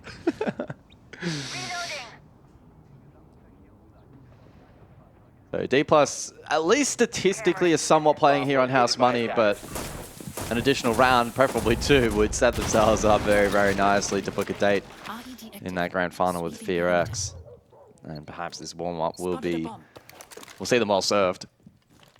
Bullet already in lounge. So an uncontested entry down below. SCARZ have somewhat of a roam presence, but it's all the way over bedroom. They have a triple stack on that side of the map. No presence below currently, except for Rek, who is repositioning stage. He's going to get caught. There is no way Rek checks hard left. Dead. Another opening pick for DPLUS Kia. That'll be their third now on Clubhouse, and a big loss on Rek, who's now 1-5 on Club. He too has been underperforming a little bit in this series, unfortunately. We saw his interview earlier, which was a really good chat with him. But as much as he said he wanted to show that APAC should not be underestimated. Well, he's talking at an international level. And if they lose this, they are not going to EWC. It is kind of an international game, though, to some in theory. extent, yeah, I know. Fishlike. Oh, traded. Just in. Balls has taken CCTV. Wishoy, though, big nitro and a big map so far from him. Single-handedly keeping SCARZ alive in a do-or-die final map. Gas Babe, a little bit of damage onto Balls, forces him out of position. Fishlike needs to stay alive. Unfortunately, it's a little bit toxic, but Choppy's probably not to be trusted right now. He could change that. This could be his moment to be impactful. Falls on 1 HP, sticking the plant. No denial to come through. They've got no utility left, so that plant will be secured. Nears with a good headshot, and Choppy again losing his life, going for the peak. Wishoy's great. He's been absolutely immense, but surely this is a task even beyond him. I mean, he's parting this round as well, being far from optimal. He never got in a position to contest the plant. He was flailing on the other side of the map. So now needs to step up. 25 seconds on the clock, looking to push forward. Fall still close, player out on breach, and Nears finds Fishlike. It's a 1v3, 2 more to find. 10 seconds until he needs to get on that kit, but no shot. Bullet down below on the lurk, able to regress back up freely. And it gives the advantage now over to DPLUS Kia. 3-2 up, leading once again. And it's going to be a tight race to the finish line in this lower bracket final. SCARZ need more help around Wishoy. He needs others to stand up On the flip side for DPLUS here, everyone is roughly having a decent game, except maybe Falls at 2 and 4, but that's not really his role anyway. Choppy just cannot get involved.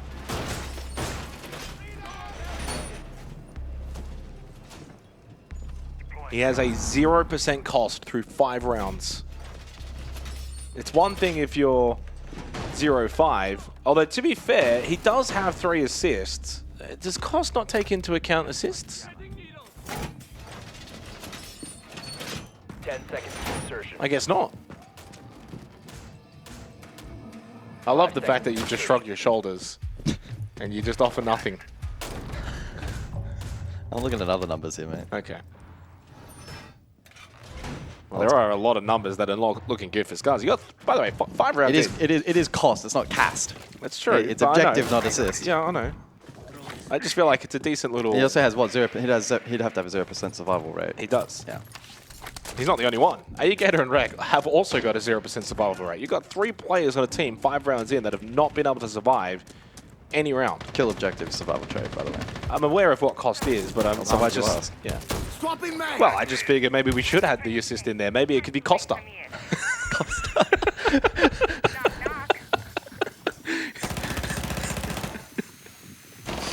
Swapping mags. I don't know how he got those assists though. If it's just red pings on cams, I don't know if that's really worthy of an assist. Reg has been struggling a little bit as well. Oh, got to get that, and he does. I don't think he was as prepared for Niz. By the way, Niz on the shields so far in the series has been so impactful. There he is! Choppy's on the board! We didn't get to see it, but he's on the board. The observers have done him dirty. Oh, absolutely. I think that's Alex on main ops. Yeah. Classic. Looking good for SCARZ. Yeah, 3-3 half is fine. It's probably not ideal on defense club, but it mitigates a lot of the damage, gives you a bit more breathing room in the second half. As long as they don't choke this in a 2 versus 4. Nah, not going to happen. We're Shoy now up to 9 and 3. Levy dropped down into Arsenal, but no one to meet him. I think Levy will be more than happy to just get this round over and done with. He doesn't even have the kit. It's over towards Con. So he's left that one behind. It's a pretty critical piece of utility. Can't even really force them out with a fake plant, so he just goes for the flash into dirt. Nice kill onto Aegator, but Fishlike with the trade. So a 3-3 half. Couldn't be any closer in this lower bracket final. We've not had overtime. So it could be closer. But on this map it is... Well, I mean, right now, it's a 3. You can't be closer than 3-3. Thanks, guys. No, I can't disagree with you there. I'm concerned about SCARZ on attack, though. I'm concerned. Happy to be proven wrong, though. Yeah, statistically, not they're a 51% attacker win rate team, but in fairness, DPLUS are only a 50% defensive team. Now, DPLUS are actually far better at attacking than they are defending. You know, it's actually kind of interesting when you look at the numbers between DPLUS, FearX, like their attacker win rates are almost identical, and then there's a whopping 13% difference in defense. So FearX have the same kind of attacking prowess as DPLUS, but are significantly better on defense.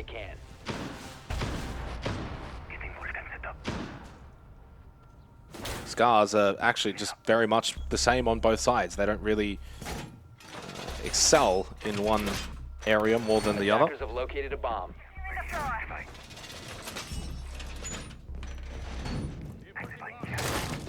SCARZ have played Clubhouse 4 times this year. Their attacking and defensive win rate even at 50%. And I did mention no overtime in this lower bracket final just yet. And the last time these two teams played on this map, as I said earlier, it was an 8-6 on Clubhouse. And by the way, that last time, and looking at the numbers, I know it's a little bit a while ago now, but SCARZ only got 2 defensive rounds in that game against DPLUS. They pulled it back with 4 attacking rounds. If they were to do that again, they would win this series.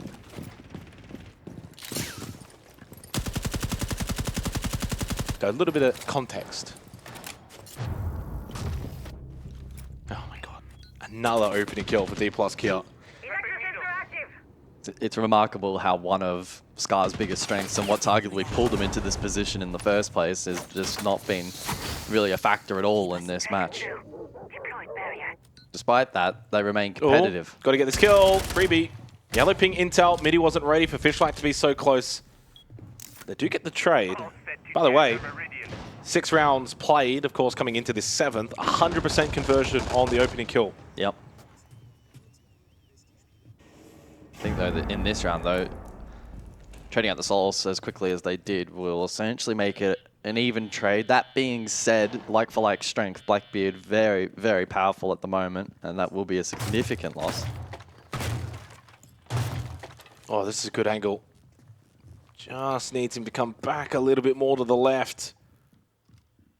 Nears will die. Jeez. Nicely done for Fishlike, and he's turning out to be the partner in crime for Washoy. Oh, speaking of Washoy, a little drive-by with the Vendetta.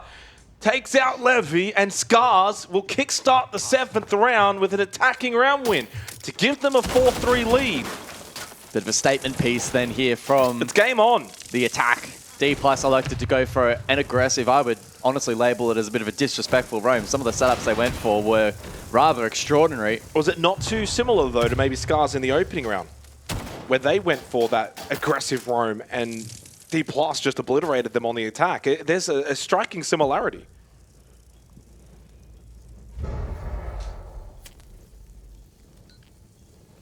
And dead. Not necessarily dead, but position known, which allows the plant to go down successfully. Attacker what? Announcer, what? Finish your sentence, come on. So a 4-3 lead for SCARZ. This will be the first time on Clubhouse that they now lead DPLUS Kia. They find themselves 3 rounds away from knocking out the import Brazilians.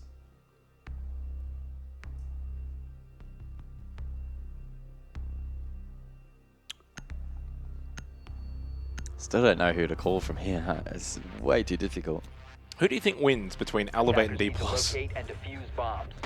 We might be able to find out. I'm getting in flashbacks. stage 2. I'm getting flashbacks to yesterday a little bit. In the, I mean, prolonging that questions a little bit is, can the winner of this take down Fear X? Striking similarities to yesterday, where Weibo played at 80% and then warmed into the series and demolished Elevate. Is there a world in which one of these two teams can warm into the grand final? I don't know. I will say, there has been a gradual improvement across the series. Chalet feels like a lifetime ago, and both teams made so many mistakes. It was a ranked game, plain and simple, and I'm sure both would admit they did not play particularly well. But Labs, it improved, and I think so far here on Club, maybe a map which is a little bit more comfort-based with how long-standing it is in the pool. They've both really locked in. They've experimented at times, don't get me wrong, but execution has been far better. That was also the first round that the opening kill was not converted. So DPLUS find themselves now behind for the first time on Clubhouse. Levy trying to find an angle here. We did see a kill from Fishlike in that position in the first half. One tap SMG. Washoy is putting on an absolute clinic on Clubhouse though, but now he's also got a little bit of help from Fishlike. Actracell from Midi finds nothing. 2 more still available for DPLUS. The Blackbeard to make the entry in through CCTV. Is Gym Bedroom for this 8th round. Drone blocked by the Mozzie Pest. Mirror windows to deal with later on, plus the Clash is a very fortified site. And on top of that, you got to deal with a Mozzie that's going to be playing off-site. So DPLUS is set up very nicely in this round. Yeah, the late round stall out from DPLUS should be rather strong, and the Nitro threat remains as well. That one for the entry through Logi, pre-placed down below in Kitchen. And that will be a really powerful tool in countering Gator, presuming that the Blackbeard wants to play the front line for that push later on and is still... Well, let them funnel then. You let them funnel into Logi. You bring the... why is the clash in logistics? You can bring the clash then over towards the con doorway into bedroom. You want them into Logi. Maybe trying to attract attention from Midi. I don't know if Midi's playing a tuck here and trying to hide. Well, he's thinking about making this entry. Midi, as you mentioned, tucked into logistics. They bring a large stack now defensively for DPLUS over towards that gym bathroom side. Washoy opening pick onto Midi, so he gets dealt with. Oh, team kill from Rek onto Gator. Takes down his Blackbeard, falls. He's been finished off by Choppy, who found the kill onto Bullet. And suddenly this defense for DPLUS has just been picked apart. It's only Nears. He gets the down onto Fishlike. And with the HP numbers of Choppy, Rek, and Washoy, it's doable! But Choppy of all people! That's his moment that he makes his! It hasn't been his series, but that's his moment. 5-3, SCARZ 2 rounds away from that prize of taking on FearX in the grand final.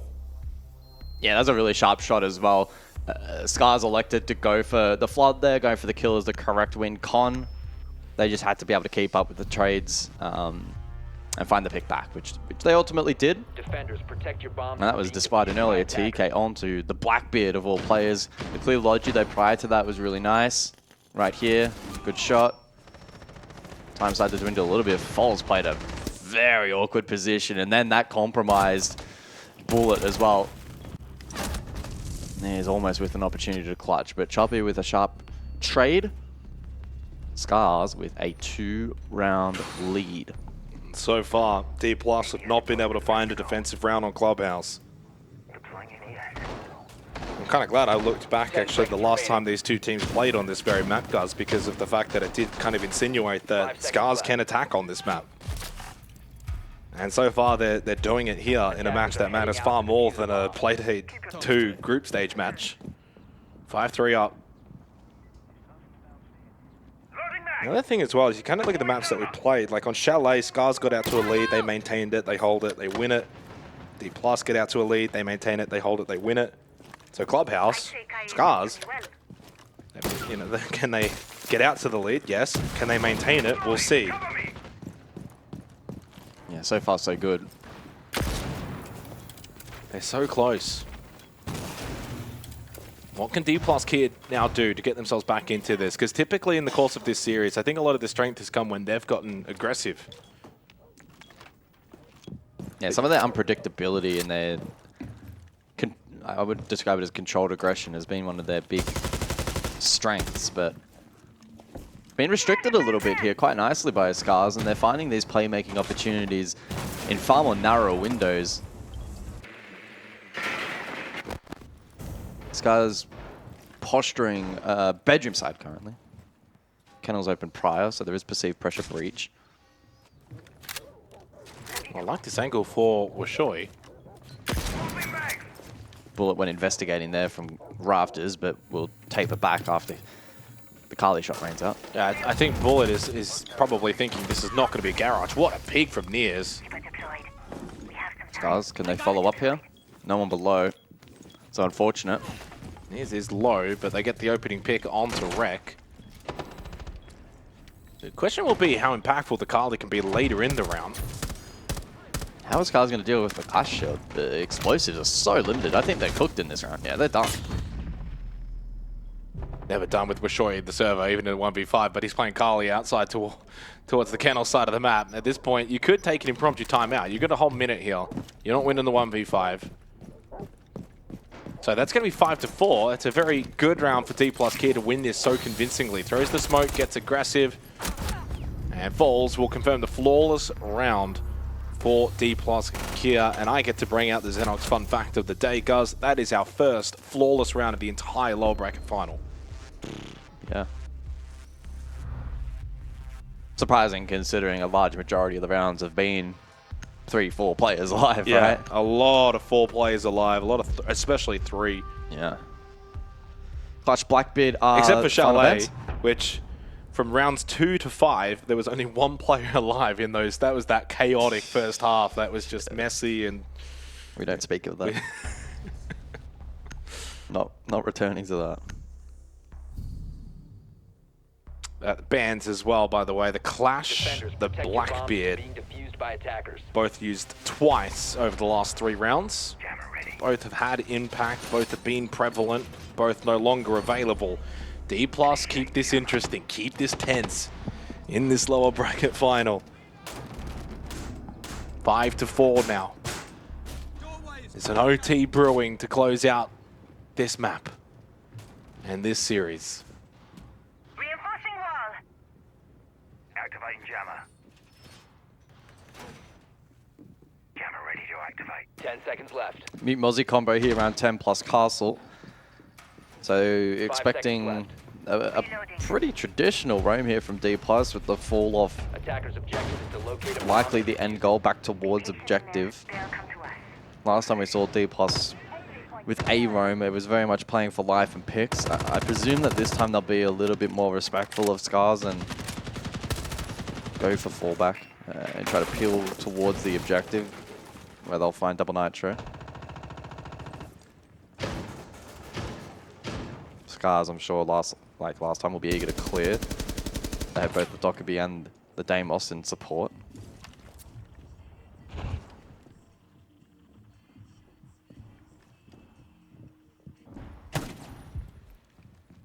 Four drones down. SCARZ make their way over towards Jacuzzi to open this up and facilitating the roam clear. DK will escape. They sense that enough time and util has been wasted. I love the way they're checking this, because they have, I imagine they had no control, obviously, bot main. They thought maybe there's a chance someone could have actually snuck down. The way they're kind of like walking back down to site was almost as if they figured maybe someone could be down here. Which in theory is, they're not incorrect. But it also would have been very fascinating. And it's actually a really good vision to see that the pro levels are always prepared and always switched on. That even a minuscule chance that someone has snuck down bot main, we're going to be ready. Time to make a new door. Knock, knock. Just over a minute. Now it becomes bunker defense. Basement here in the 10th round. No more roam. Reload. Doom, doom.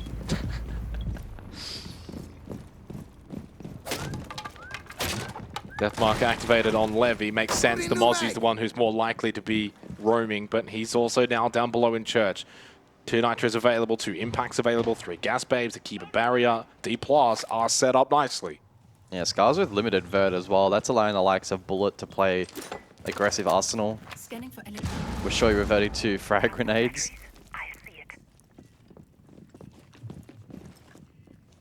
It will be a 20-second hit here from the attack. Can SCARZ trade their way into the site?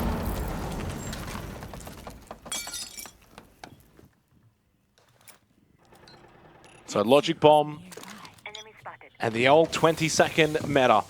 Good ping information. APAC had a small chance to maybe find a headshot there onto Levy. In the end, he does do so, but not as quickly as he would have liked. Remember, we're into red time. Now in church, Fishlike's going to be getting that diffuser down. Falls, making the move through the hallway, but he makes contact with Ayugator and he protects his planter nicely. Bullet gets the kill onto Ayugator, and this becomes a straight 1v1 in round 10 at 5-4, and Bullet hits a wonderful headshot. DPLUS clutch up defensively in the 10th round, and they will tie things 5-5. Fishlike just had that moment of hesitation, looked to the hallway, when in fact Bullet was still behind the box. And you can see how amped up that got DPLUS. And for SCARZ, there's probably that doubt now back in their minds. 5-3 up. They won the first 2 attacking rounds of the half. They looked clean, clinical, players alive, quick rounds, well-executed rounds, and suddenly DPLUS just go bang, bang, and it's tied at 5-5. You win this round right here, right now in the 11th, you will have match point. and at minimum, OT secure. This becomes so critical for both teams. Gym, bedroom, we go. This site was not defended successfully for DPLUS Kia back in the 8th round. Yeah, they got shredded. It was the 2 players up, but that was a pretty futile clutch attempt. In theory, it did come down to a 1v1, and Choppy was able to hit his shot. Yeah, I guess to some extent, sure. But you're right, in the sense before that... It was still a very low percentage before that clutch attempt, is my point. The early to mid-round, the map control obtained, the lack of pressure on that portion of the map. Logi was also relatively taken with ease. A lot went right for SCARZ last attempt. That round as well that we just saw Guz play out, in terms of the opening kill time at 14 seconds, is the longest round opening kill time we've had the entire series. Which is not too surprising at the 14-second mark, and we're not back in the old 20-second meta days. But at 14 seconds, yeah, that took the longest time to get us off of that 5v5 number. And it's still a very close round. Gator found 3 kills in the round. Bullet found 3 kills in the round. Technically 1-on-1v2 in post-plant. It was a very hectic round. Sets us up beautifully here, though. In the 11th round, win this match and series point is yours. Lose it, and you have to force overtime. Levy will be the first death. Rek finds the opening kill. Yeah, that was over towards the strip portion of the map. An opportunistic play there, punished. Jacuzzi posing some problems here, but the double hard breach here for SCARZ will now allow that wall to be opened up. The first exothermic was tricked by the mirror, but the follow-up Ace Summers will land. Midi under the pump. Logi was taken with rather little resistance really last time out, so he'll be looking to put up a bit more of a stand, and you can sense that he wants to be a little bit more aggressive here to maybe catch anyone on the hatch off guard. Bullet top red, but there's no pressure on that side of the map.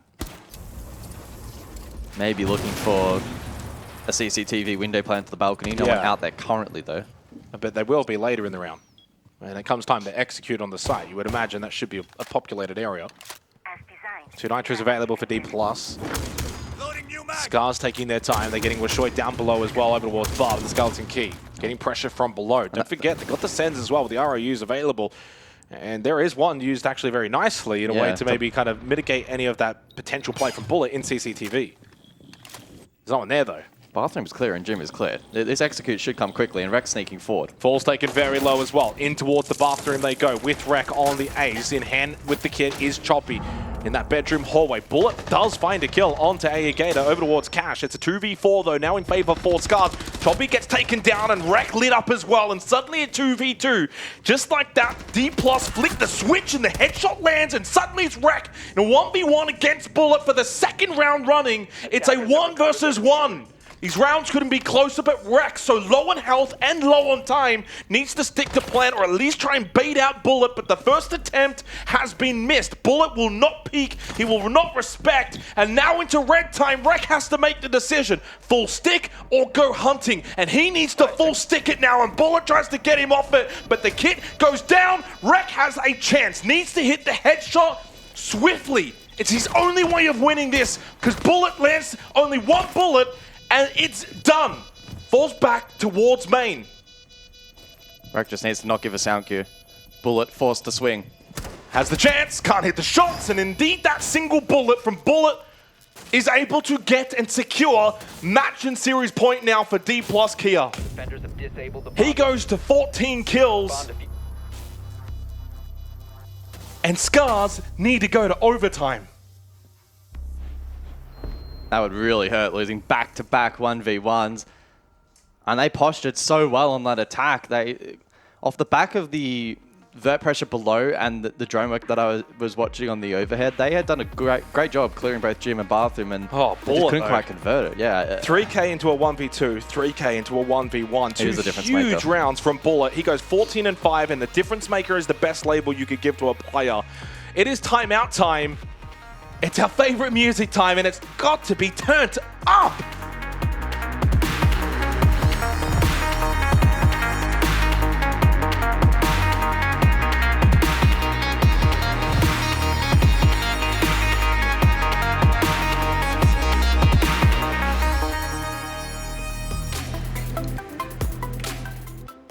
6-0 on entry as well for Bullet in the series. He's been absolutely insane tonight, leading his team potentially to a date against Fearx in half an hour's time in that grand final. Well, no more pressure than on SCARZ right now.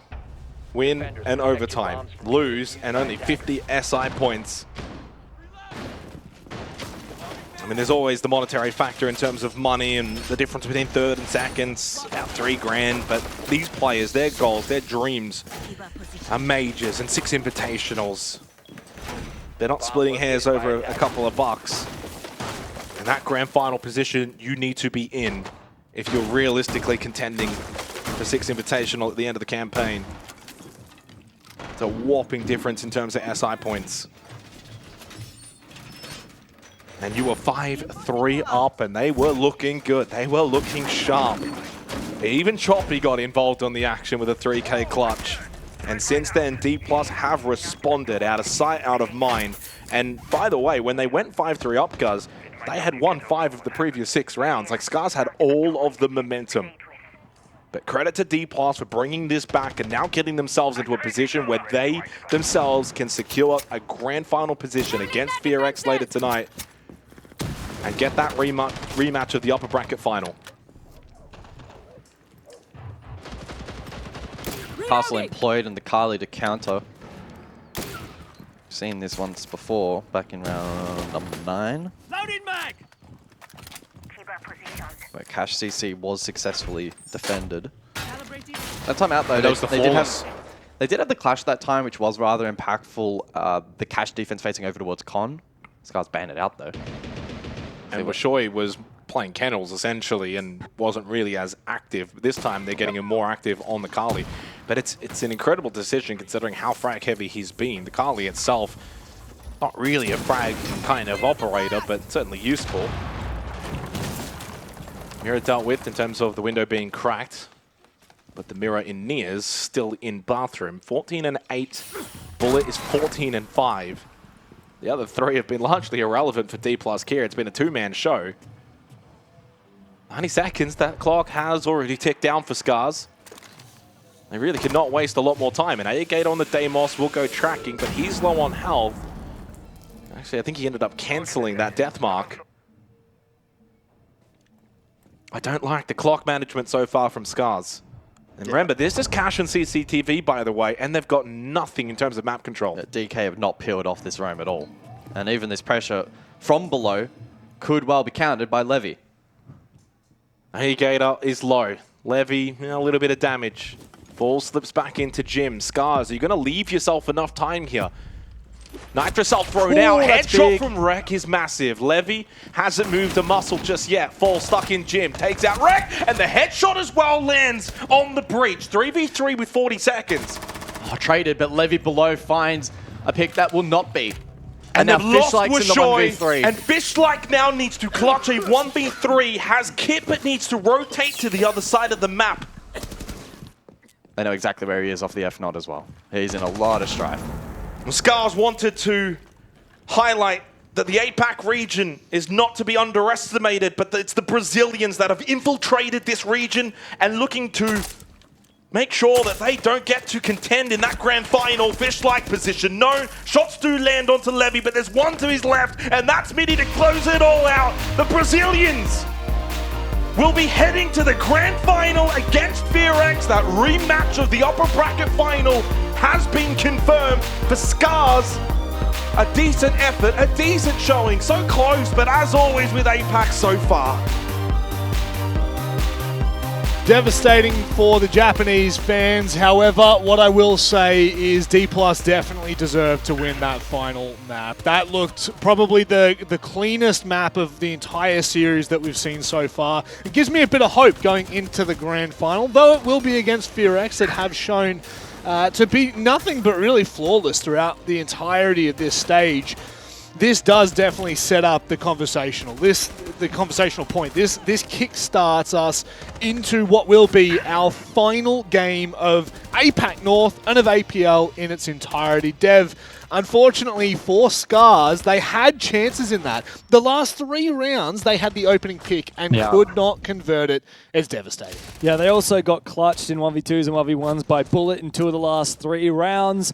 And as we said before the game started, last time these teams met on Clubhouse, it was an attacker's game. Today, attacking was just not on the money for either of these teams. DPLUS won 4 defenses in a row right after SCARZ came out straight out of the gate on their attack. 2 wins in a row, up to 5-3, and then lost 4 rounds straight to get swept back in the series by the Brazilians. Yeah, Nick, a very heartbreaking way to go out, considering how close the end of this game was. I think that it was a good testament for both teams and certainly a good trial for what we're about to see in this final, but it felt as though this was, I hate to put it like this, but it felt like it was a game of individuals. I think so as well. I mean, what Shaw individually in 2 of the 3 maps was an absolute outstanding player for SCARZ. Also, if you look back at, as James mentioned, 2 of the last 3 rounds was down to a 2v1, 22 or 1v1, SCARZ losing both of those. SCARZ could have won that final map 7-5 probably. There is a world where that happens, but today they just weren't good enough individually to really get that final stretch over the line. We always thought it was going to be DPLUS. It was DPLUS, but I will say this, SCARZ looked a little bit better throughout the best of 3 because it started very rough on the first map of Chalet where I'm thinking, what am I watching? What am I witnessing? Like, what's going on right now? And then Labs, okay, we're warming up into it. That was live for SCARZ. I like the executes. I like what they're doing. The sense wall out of the map, closing off connector window, CCTV window. There was a vision of an execute. But then the gunfights, they still fall short. Yeah, we were talking about that. We're like, oh. Never thought to use Sense to cover CC wall. Like, but since you can't even pick it with wood anymore, it's just genius. Like, so Sense is so much more multifaceted than people realize. It's like, it's only for executes. No, you can use that all the time. I think for so long, people just looked at it and saw failed strats that they just stopped bothering. And now, obviously, with the rework since Siege X, it's kind of changed the trajectory, potentially of the operator. But, I mean, changing trajectory of the conversation a little with SCARZ, unfortunately, they are now done and dusted in the playoffs. They're done and dusted for Stage 1. I think looking at this series, just in particular, it is a little disappointing for their individuals. New pickup with I know what you're going to point out. But Choppy was just so underwhelming. And I don't... He did have a clutch, though. He did. But, Nick, that was... He had 4 kills. Maybe, let me just double check this. 4 kills for the entire map. And one of them was 3 kills in 1 round. It was a clutch, so it still kept them in it. And you can still give him props for that. But it's for me, it's not the map per se as it is the entire series. Yeah. Across the whole series, Choppy got 12 kills, 28 deaths, so -16. Cost down at 43%. He was the opening death 3 times, never got an opening kill. Survival rate 20%. Not a good look for him. It was a real struggle of a series, which is strange because as we were talking about before, behind Washoy, he's actually the top-rated player on the team from the stage. So I don't know what's going on. Maybe it was the pressure of coming up against DPLUS. Again, like sometimes just specific teams have a read on your playstyle. It could be that he was a bit rattled by the nature of what was at stake for this game, of course, qualifying for the grand final. Could have been all sorts of things, but unfortunately not quite good enough from one of the newest members of this team.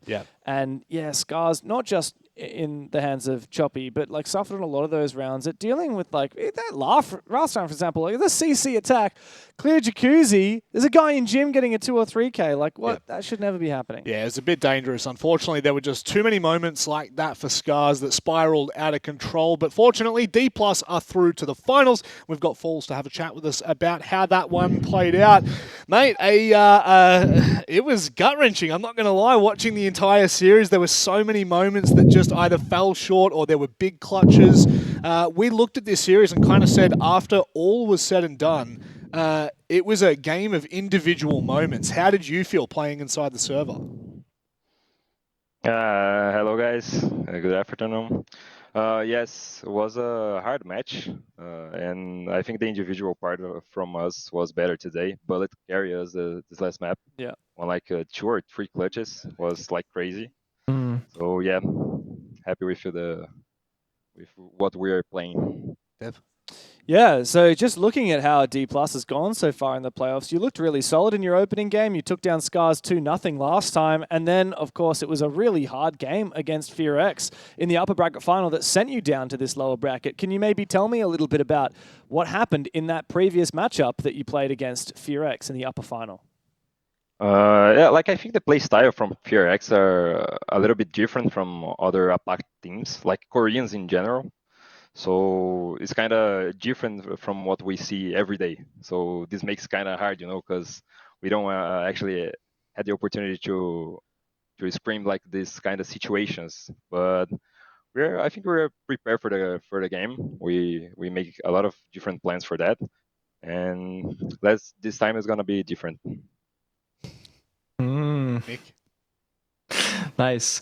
Obviously, congratulations for making the grand finals. I don't think anybody here is all too surprised. I mean, you guys were expected to make it. It got a little bit close against SCARZ. You say that you think of FearX because it's, Korean team versus Japanese team. You're more familiar with them. Would you say for you guys today, is there going to be a big playstyle difference, playing against SCARZ and now going to FearX? Are you going to play your own game, or are you going to change up your game to try and adapt to the differences? No, we're gonna play our own game.